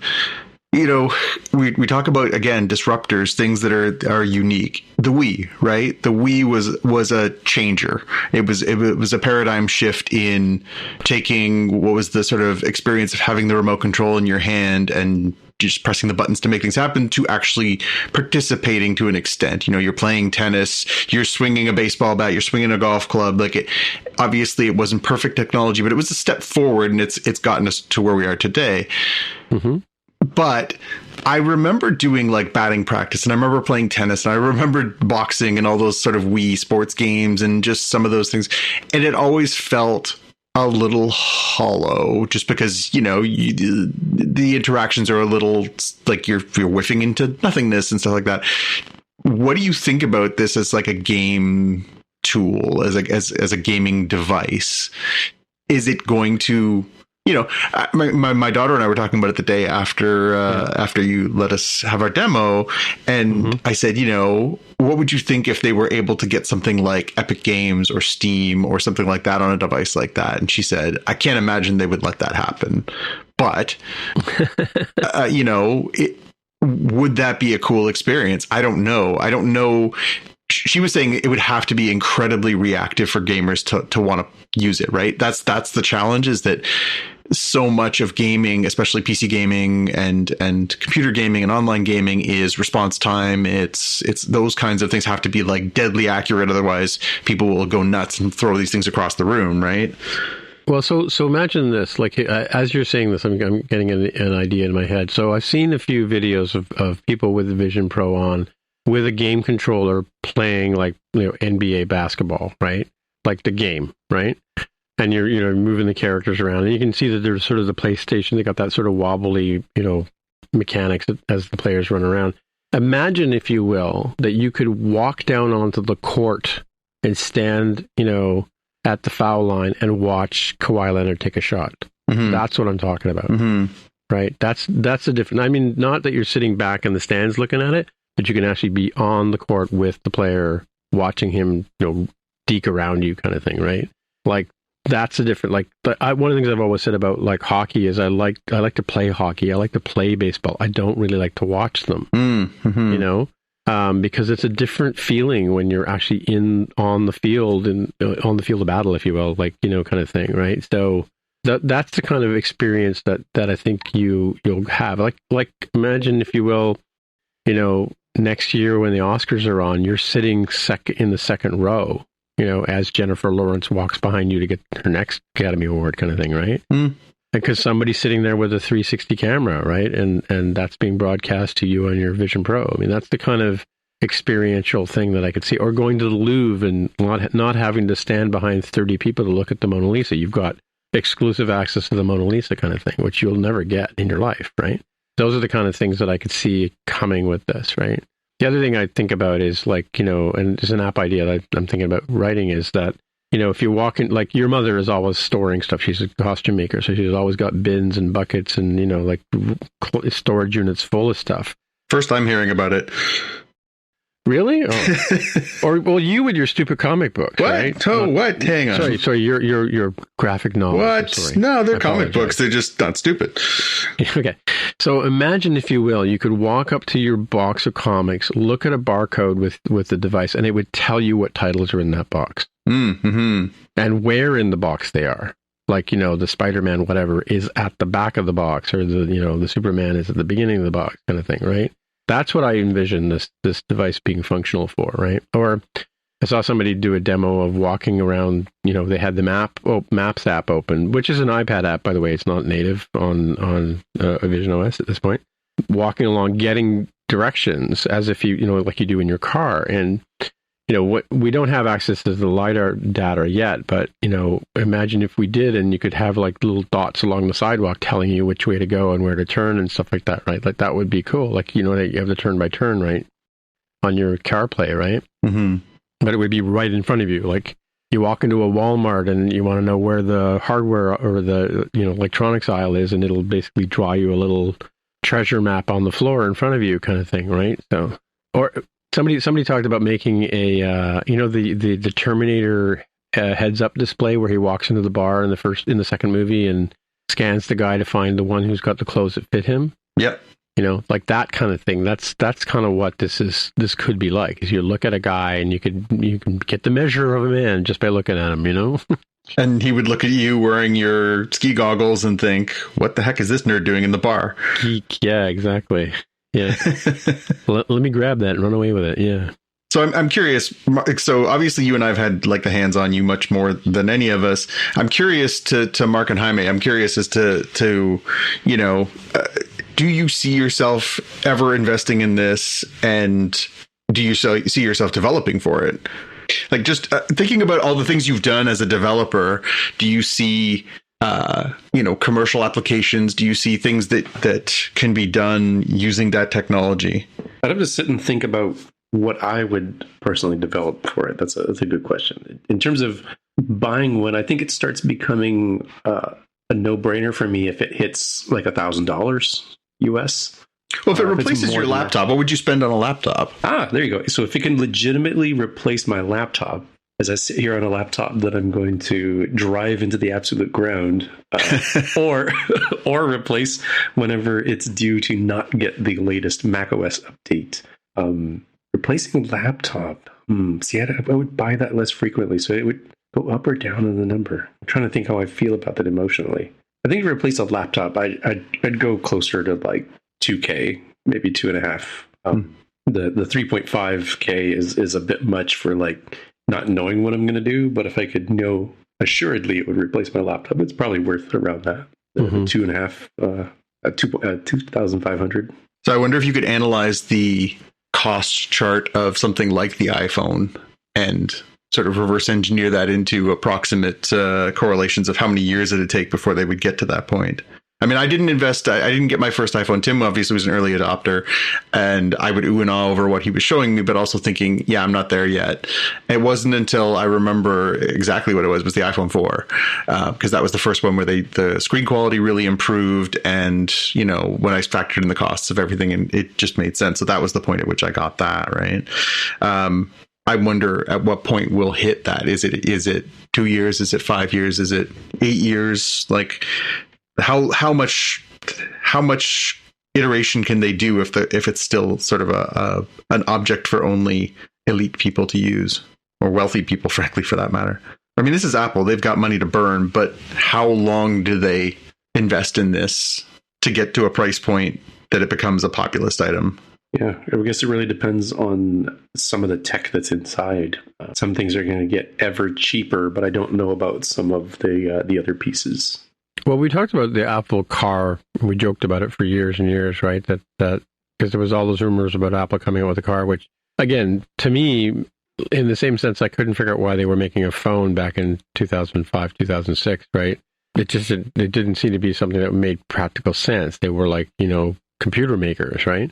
So we don't know if they've given up on a car, or maybe we got the whole car rumor stuff wrong. But yeah, I mean, it's hard to say. Like we talked about this on the show a few episodes ago. I think Mark made the point: this is not for everybody, right? This is just for a very small bubble of people, right? Especially with the amount of quantities they're making. It's kind of like the Mac Studio or the Mac Pro. Those are devices that aren't for everybody, right? But businesses that could take advantage of it, they'll buy 20 of them, kind of thing, right? Yeah. What about you, Mark? What are your takes on owning and developing for this? I'll probably buy one at some point. When that'll happen, I don't know. I definitely want to watch it a bit to see where it goes and what happens with it. Developing for it, yeah, it depends a lot. It really just depends on where the tech goes. I can't say one way or the other right now. It's hard to know what the killer app for this is going to be.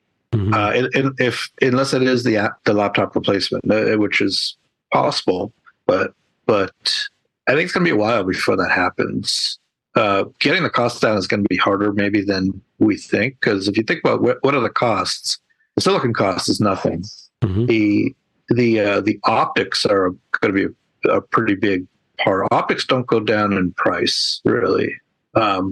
Because you still have to machine those lenses pretty precisely. Do you think the lens is more expensive than the actual LED, like these micro LEDs? LEDs are cheap. The micro LED, yeah. Yeah. No, silicon is cheap. Now the silicon in the package and everything, that might be a few bucks, but and there's a microprocessor in there that's probably a few $100. Right. But yeah, I don't know. Yeah, I think that the killer app is really a great question, Mark. What would be the thing they could put on there that would make people go, oh my God? I mean, I like the idea. So I was an adopter of 3D home technology. I had a 3D TV. It was certainly not as good as going and seeing an IMAX 3D in a movie theater, but it was an interesting experience to sit there with, I have a Samsung TV, so having the active glasses, that actually trying to, generate that, it was an interesting experience, and certainly made for a different one. I wouldn't do it every single time I watched a movie, but it was neat to have that available.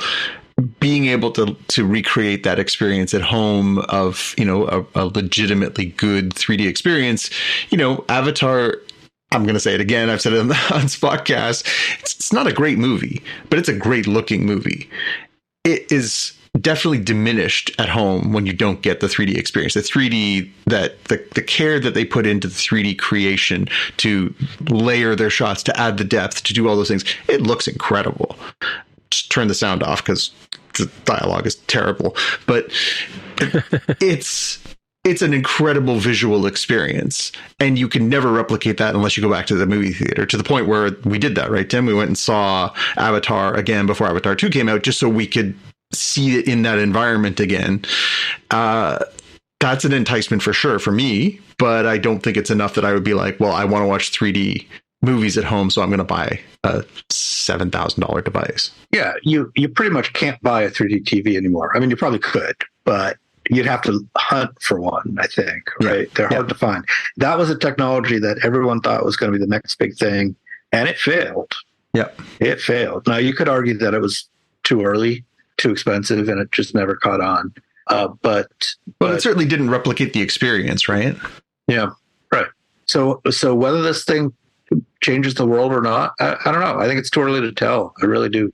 I think it is the expense. I mean, if you have a subscription to some of these services and they offer those things as a plus, that's definitely something. But again, I guess it comes back to it. What I said to Tim when we were trying it out is, if I lived in a studio apartment in a big city, I wouldn't buy a plasma screen TV or an LCD or an OLED or whatever that, I don't have the space for to really enjoy anyways. If I could get this to replace a few of the sort of, like, I wouldn't need a Blu-ray player. I wouldn't need a television set. I wouldn't need a home stereo. Like, if this thing could kind of mitigate those needs. Plus, obviously, there's always the challenge of, I live in an apartment space. I can't crank things up too loud. And this is a more intimate experience. Plus, obviously, as you say, it cuts out that social aspect. But I can see that being a big plus for, people who are, I'm told that, more and more generations are going less and less clutter. They don't want physical media. They don't want physical assets. They want everything in a nice, tidy pile. Well, this is a pretty small little package, right? Of course, if they buy one, they're not allowed to complain that they can't afford houses. Just stop getting the avocado toast for like a week and then you're done, right? It's like halfway there. Yeah, cut down on the Starbucks and the avocado toast and you're saving right there. So let's say these things do kind of take off in the next couple of years, but the price point stays about the same. Maybe it comes down a little bit, but the technology gets a lot better, right? So that makes it more interesting for a lot of people. Do you think the average family of four is going to buy four, or are they going to buy one and share it? I mean, the average family, there's no way, right? You're talking about basically half of a family's income for a year to buy four of them. Right. And that's the problem. So it can't replace like the family TV unless everybody's got one. Yeah, fair.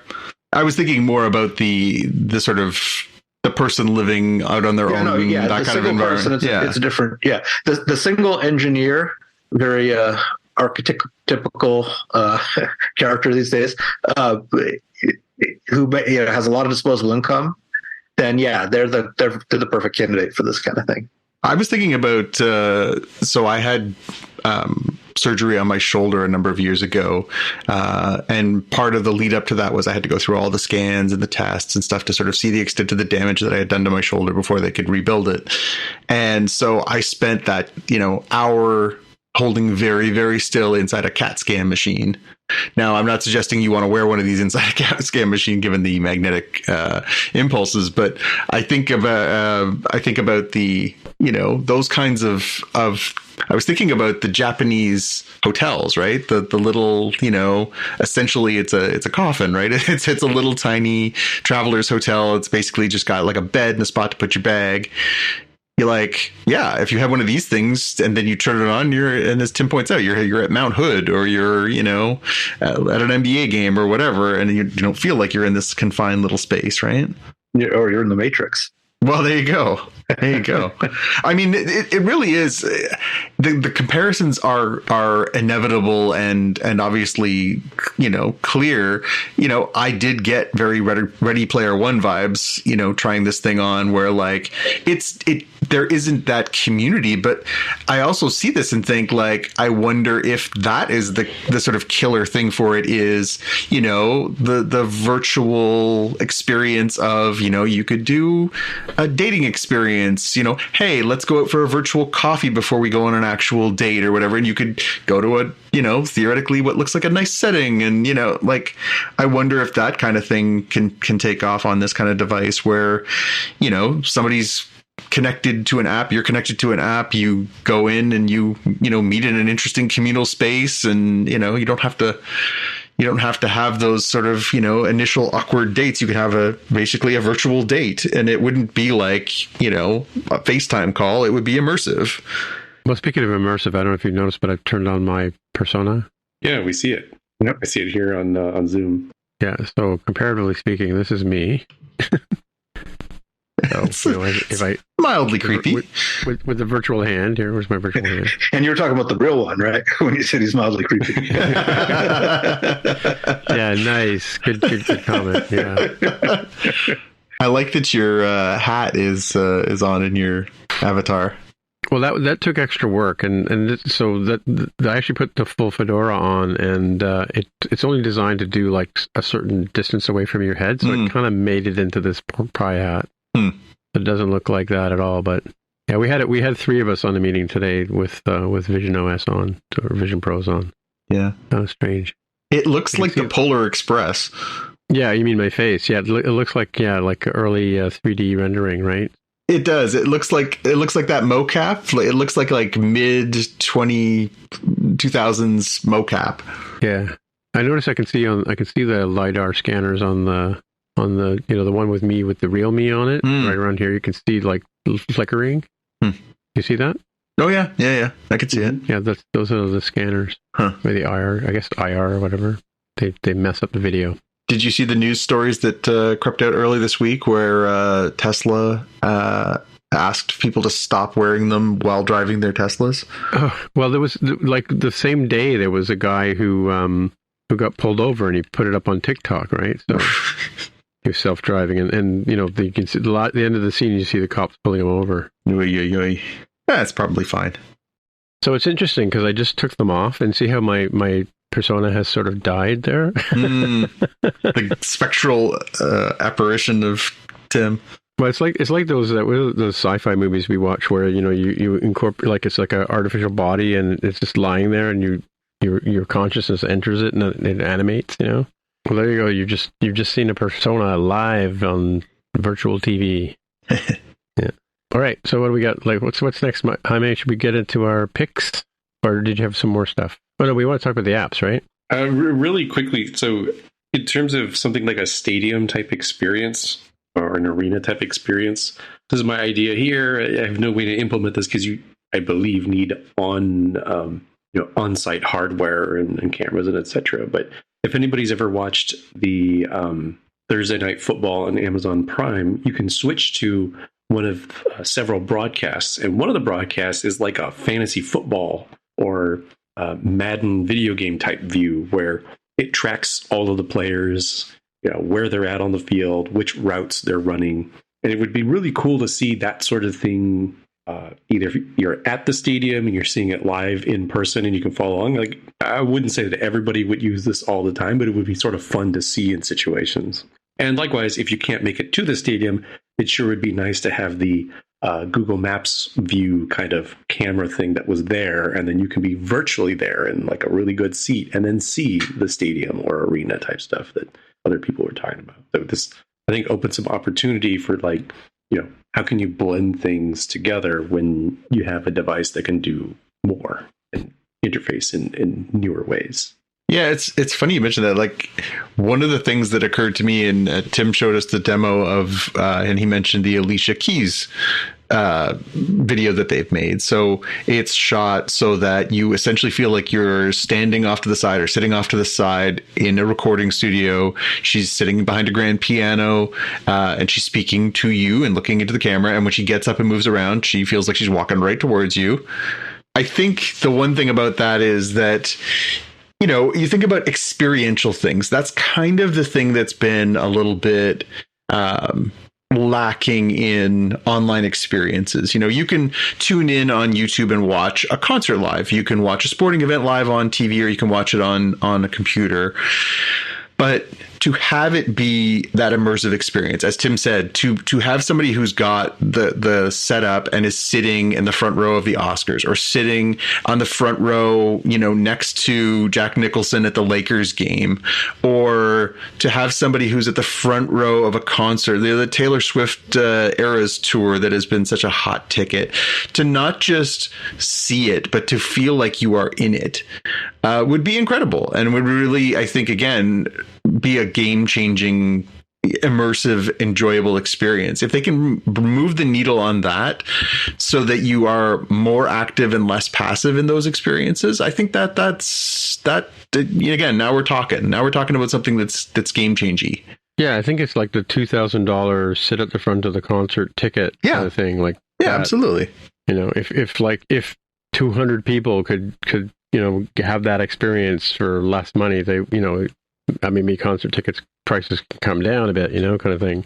Or like you said, being able to go to like a Stanley Cup playoff game or an NFL football game and not have to suffer. Other than, I guess, the tailgating and all that kind of stuff is the fun stuff, right? But yeah, I'm not saying it's going to replace those experiences, but A, not everyone can afford those, obviously, and B, I can't go see a Seattle Kraken game live, but I could, if I knew that I could fire up the app, go to the NHL app, fire it up, see what games are on, and be like, oh, they've got a live, Apple Vision version of this game. I can actually sit down and be, sitting at the blue line, being able to watch just like somebody who's got a front row ticket. That's very different than watching a game on TV. And, of course, it's not going to replace the experience of actually being on the ice, but it's pretty darned immersive and very much more intriguing than just a passive one, right? Right. So, Jaime, do you want to bring up the article about the apps? Yeah, there's a couple lists, and as I mentioned, I can only live vicariously through you folks who actually own these, but there's a TechCrunch article on entitled Apple Vision Pro. Here are the first apps you should download.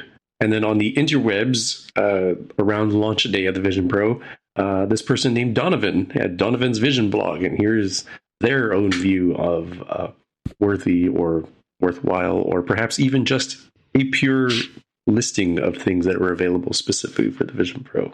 Yeah, no. So a couple of things I can talk about. Like the first thing is I had to use I have an American Apple ID, and I had to buy some credit when I was in the States to download some apps. So there's a limit to what I can actually try out. But I have tried Runestone on iOS. I haven't tried it on here yet. I'm just looking at the list one. There's a couple of people who put lists out. We probably should have found some more. The piano one looks cool. The piano flow tiles is basically you can stand in front of your keyboard and it maps to your keyboard, so it tells you which key to play it when you're learning a song. That looks kind of cool. The PGA Tour one is interesting. The MLB one looks pretty good. I'm not a baseball fan, but it looks cool to me. Crunchyroll, obviously, that's for the anime, right? The Disney Plus app is definitely worthwhile getting because if you have a Disney Plus account, I think there's about 15 3D movies that like the Marvels and all the way back to some Endgame's on there, a few other, of course, the 2 Avatar movies, like I mentioned before. That's kind of a cool app to have. I did, based on this list, Jaime, I downloaded the one that broadcasts your phone to your, and it's funny because Mercury Weather. Mercury Weather is by some friends of mine in Vancouver, Malin and Kai.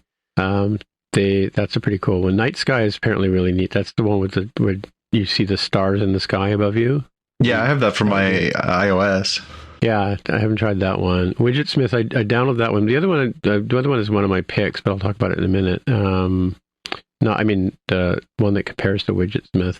Apparently, you can make widgets with it, so that's kind of cool. Cut the Rope, I haven't tried that one yet, but that was a great game we loved playing on iPad, the whole family, right? What was the one that begins with a B? But it basically lets you stream your phone you put an app on your phone and you broadcast it to the Vision Pro, and then you can't navigate the phone, but you can see what the phone is doing. It's, again, as I said, the pass-through video is not the best, so being able to see what's on the screen of your phone a little crisper, clearer is better. And then looking at the TechCrunch article, Apple TV obviously is a good app to have. Disney Plus, I can say that's a good one. Amazon Prime, I think, is still the iPad version. It's not. I didn't find a native version of that. Again, the same thing with the sports. I'm not a sports guy, so I'm the wrong guy to ask for that. So the Juno for YouTube. Well, so my pick is a friend of mine. He's young developer. He's like 15 years old. He's in third year high school. Is that right? Maybe 17. I don't know. His name's Morris Richmond. He wrote VisionTube, which is basically a YouTube replacement, and Juno is also a YouTube replacement as well. But that's so how does it work as a replacement? Does it essentially draw the same content but in a different way? Yeah, it's just presented in a different way. I think there's some sort of API that you can use, or I think it's probably just grabbing the URLs and just rendering the because that's all YouTube is. It's just showing you put in the URL and it plays the video for you, right? Right. So, it obviously doesn't have all the back end publishing stuff, but And I can't talk about. I don't think we have many cable. I guess Bell and Rogers would be comparative. Is that Xfinity and Verizon and Spectrum TV? Are those? Is that kind of like your cable replacements? Jaime and Mark. I'm thinking about this one because certainly those are cable providers and etc. Actually, don't know what you get if you subscribe to something like Spectrum TV, as opposed to having cable television from Spectrum, which is a cable provider, and Xfinity is Comcast. That's another one. These are regional. I actually don't know, but presumably your viewing experiences of whatever content they have, similar to just above, things like MLB or Paramount Plus. And then on the productivity side, we've got the usual suspects: Keynote, Mail, and then of course all the Microsoft stuff out as well, like very much like the iPad versions. I haven't tried them yet, but Word, Teams. If you want to put Teams on your device, it's up to you.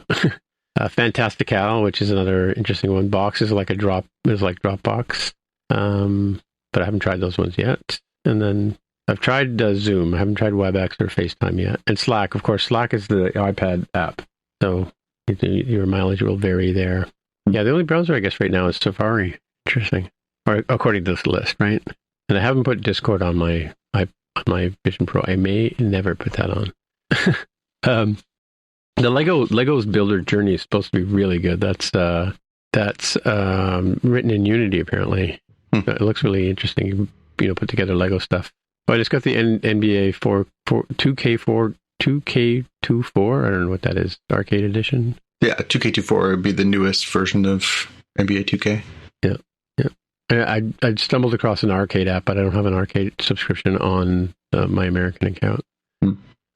Carrot Weather is well known for weather. Lightroom, Firefly. Yeah, I haven't tried those ones yet, but probably give them a shot. At least Firefly. That's the AI. So, having actually had some hands-on experience with it for a few days, do you also see yourself is your brain percolating with see a need, fill a need?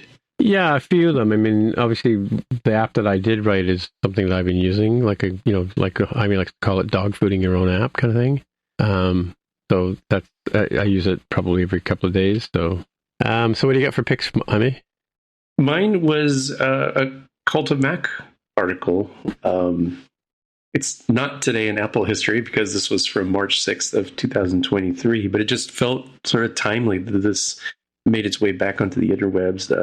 The day of March 6, 2008, when folks were able to build apps for the iPhone in an official way and distribute applications, and just sort of looking back at Steve Jobs covering that and the, here's the cut that you're going to get. Here is the restrictions, no scam apps, no naughty apps, that sort of thing. And it just sort of felt a little bit nostalgic, but also we could be hypothetically in the early days of that sort of thing with the Vision Pro and its own app store and new things that people are going to be able to make. Jaime, you raise a good point. It's something we didn't really talk about. Obviously, Apple controls its apps pretty stringently, but one of the drivers of technology has always been pornography. Mm-hmm. It helped usher in the home video era. It certainly helped drive the internet. Is there an application for this for the adult world? No. Or will Apple be absolutely not? Apple's restricting porn on. That's one of the. I think officially no, but from will somebody find a way to jailbreak these? And then you get into really, ethically questionable areas, as we sit here in this, let's call it the second week of February 2024. One of the big news items out there for this generative AI world is there's Taylor Swift deepfake pornography. And it's hop, skip, and a jump away from why don't I jailbreak my Vision Pro and then have this, and then you sort of connect the dots, right? Those are the sorts of things we will have to start dealing with as a society. What does it mean when you have that sort of stuff? We probably have a little bit of a preview if you watch Black Mirror on Netflix. Yep. And sort of wonder of maybe this was a little bit of fortune telling here, but who knows? But you're quite right that a lot of stuff has ended up going towards the how do we meet these basic innate impulses we have as human beings to reproduce and to consume food. I bet you there'd be some really cool Good Eats or Gordon Ramsay or Food Network type material type stuff also on the Vision Pro. Or, hey, follow along, Gordon Ramsay's got this thing strapped to his head, he's going to cook, and like you can watch and do the same thing too, right? Follow along with your kitchen. Like those sorts of things are like, you could hypothetically do it now. You could duct tape a phone or an iPad to your face in some way that you'd be able to do it, but this would be much more immersive and a more logical way to do it. So there's a lot of pros and cons coming along, I think, here for this. Yeah.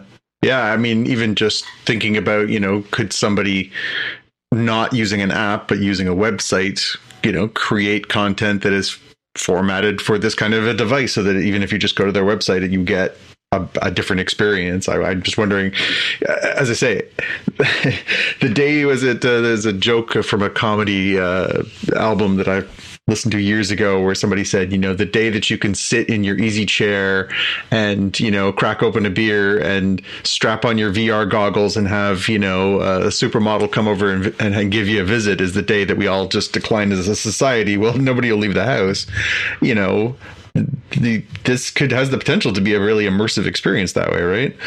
Yeah, that's true. I mean, it's not, especially with the hand gesturing, if you'll pardon the pun. It's a bit of a different experience than, like a MetaQuest or something like that, where you've got, your hands have got these devices and you have to use those to move around. Over here, if it's all gesture based, yeah, I don't know. To me, it just seems like that industry is so inventive as far as trying to get people into the next thing. I wonder if they're already plotting the next thing for that. Yeah, I got a couple of things. I mentioned them earlier. Vision Tube by Morris Richmond is a YouTube clone. Again, he's a third year. I don't know how you say it in the States. Third year student in high school. And then another friend, Frank Foster. I think he's involved with the iOS happy hour community. He wrote a little utility. One of the things about the Vision OS that's kind of weird is there's no ever-present status bar, right? So there's no date. You can't look at your battery. You can't look at the date and time kind of thing. So he wrote this little utility window that shows exactly that stuff, the volume of your whatever media you got playing, whatever's queued up in your Apple Music app, and the time and how much charge you have in your battery, which the battery charge is an important thing on this because, yes, it really does last 2 hours. So depending on what you're doing, it can be a problem. The archive is something that crosses over into both Spotcast and in our worlds, and that is the Roddenberry archive, right? So it's a bunch of some films about Roddenberry. There's you can have virtual bridges of all of the various enterprises and Excelsior, and you can check out all the variations of all the Enterprise. All the way from the first one all the way up to Enterprise J. See what the bridge looks like, see what 10 forward looks like. That's kind of cool. And as well as from the movie point of view, Disney has this thing where you can sit in the Disney theater, or you can watch have the screen just floating in front of you like any other app, or you could sit in the theater like as if you're sitting in a theater with plush seats and popcorn and stuff. And the IMAX app, which I mentioned before as well. So when you open it, it opens in the ratio of an IMAX movie. And there's only 4 movies in it right now. One is free, and I think it's called A Beautiful Planet. I think I might have it on IMAX somewhere, and narrated by, what's her name? Jennifer from Catch Your Fire, Hunger Games. Jennifer Lawrence? Yeah, her, that one. And so that one's free, but there's other ones you can rent in there. So I suspect that they're going to have more movie titles available in the future. But that's kind of like you're sitting in the environment is you're sitting in a IMAX theater. So it's kind of cool. I watched a show on Disney Plus this morning or today called Mr. Mercury, I think it is. No, Mr. Mercedes. And I watched the first episode just with the device on, and I watched a little bit of it, and then I went and had dinner and came back downstairs and I watched it on my TV. And then I went back and watched it on the Vision Pro. And I got to say, on the Vision Pro, it was a little bit more enjoyable. The one thing I did notice, though, is there's a bit of lens aberrations. Like you can see the glass, glare on the glass if it's a really dark environment. But Yeah, but it was I think I enjoyed it more off the Vision Pro than I did off my TV with my home pods and all that kind of stuff. So those are my picks. So Vision Tube, Utility Window, the Archive, and IMAX. Well, I guess that's it for another episode. So, Mark, if people were in touch with you, where would they find you? Mark? Mark R at smapsoft.com. All right. And Jaime, if people want to get in touch with you. I'm on Twitter as @DevWithAHair. And Jonathan, thanks for coming on the show again. And if people want to get in touch with you, where would they find you? You can always find me on YouTube at youtube.com/@JPK, or you can find me on the socials on X or Instagram as @JPK News. And aren't you on some sort of podcast as well? I do a couple of podcasts. One of which I get paid for. I do a great one called Spotcast with two cool guys, and also if you really want to learn lots about Canadian healthcare, I endorse the Canadian Health Information Podcast and also the Balado d'information sur la santé au Canada, which I also produce. All right, my name is Tim Mitra, TIMMITRA, on the Twitter machine, the Mastodon machine, the Vision Pro machine, and all the other things. So until next time, see you in the future. Bye. Bye. Bye. Bye. This has been another episode of the More Than Just Code podcast. If you want to find out more about the show, you can visit the More Than Just Code website at mtjc.fm. There you can find a summary and show notes of each episode. We list links to the apps, code, and news that we mentioned on the show. If you like the podcast, tell your friends. Please leave a comment on the website, and if you can, please write a review on iTunes. And please recommend us in your favorite podcatcher. All of these things help others find out about the show. We really appreciate your help with spreading the word. We're also on Twitter, Facebook, and Instagram. We'd love to hear from you, so use the hashtag AskMTJC. Once again, the podcast Twitter account is @MTJC_podcast. Please consider supporting the show by pledging any amount on patreon.com/MTJC. Thanks again for listening. We'll see you next time.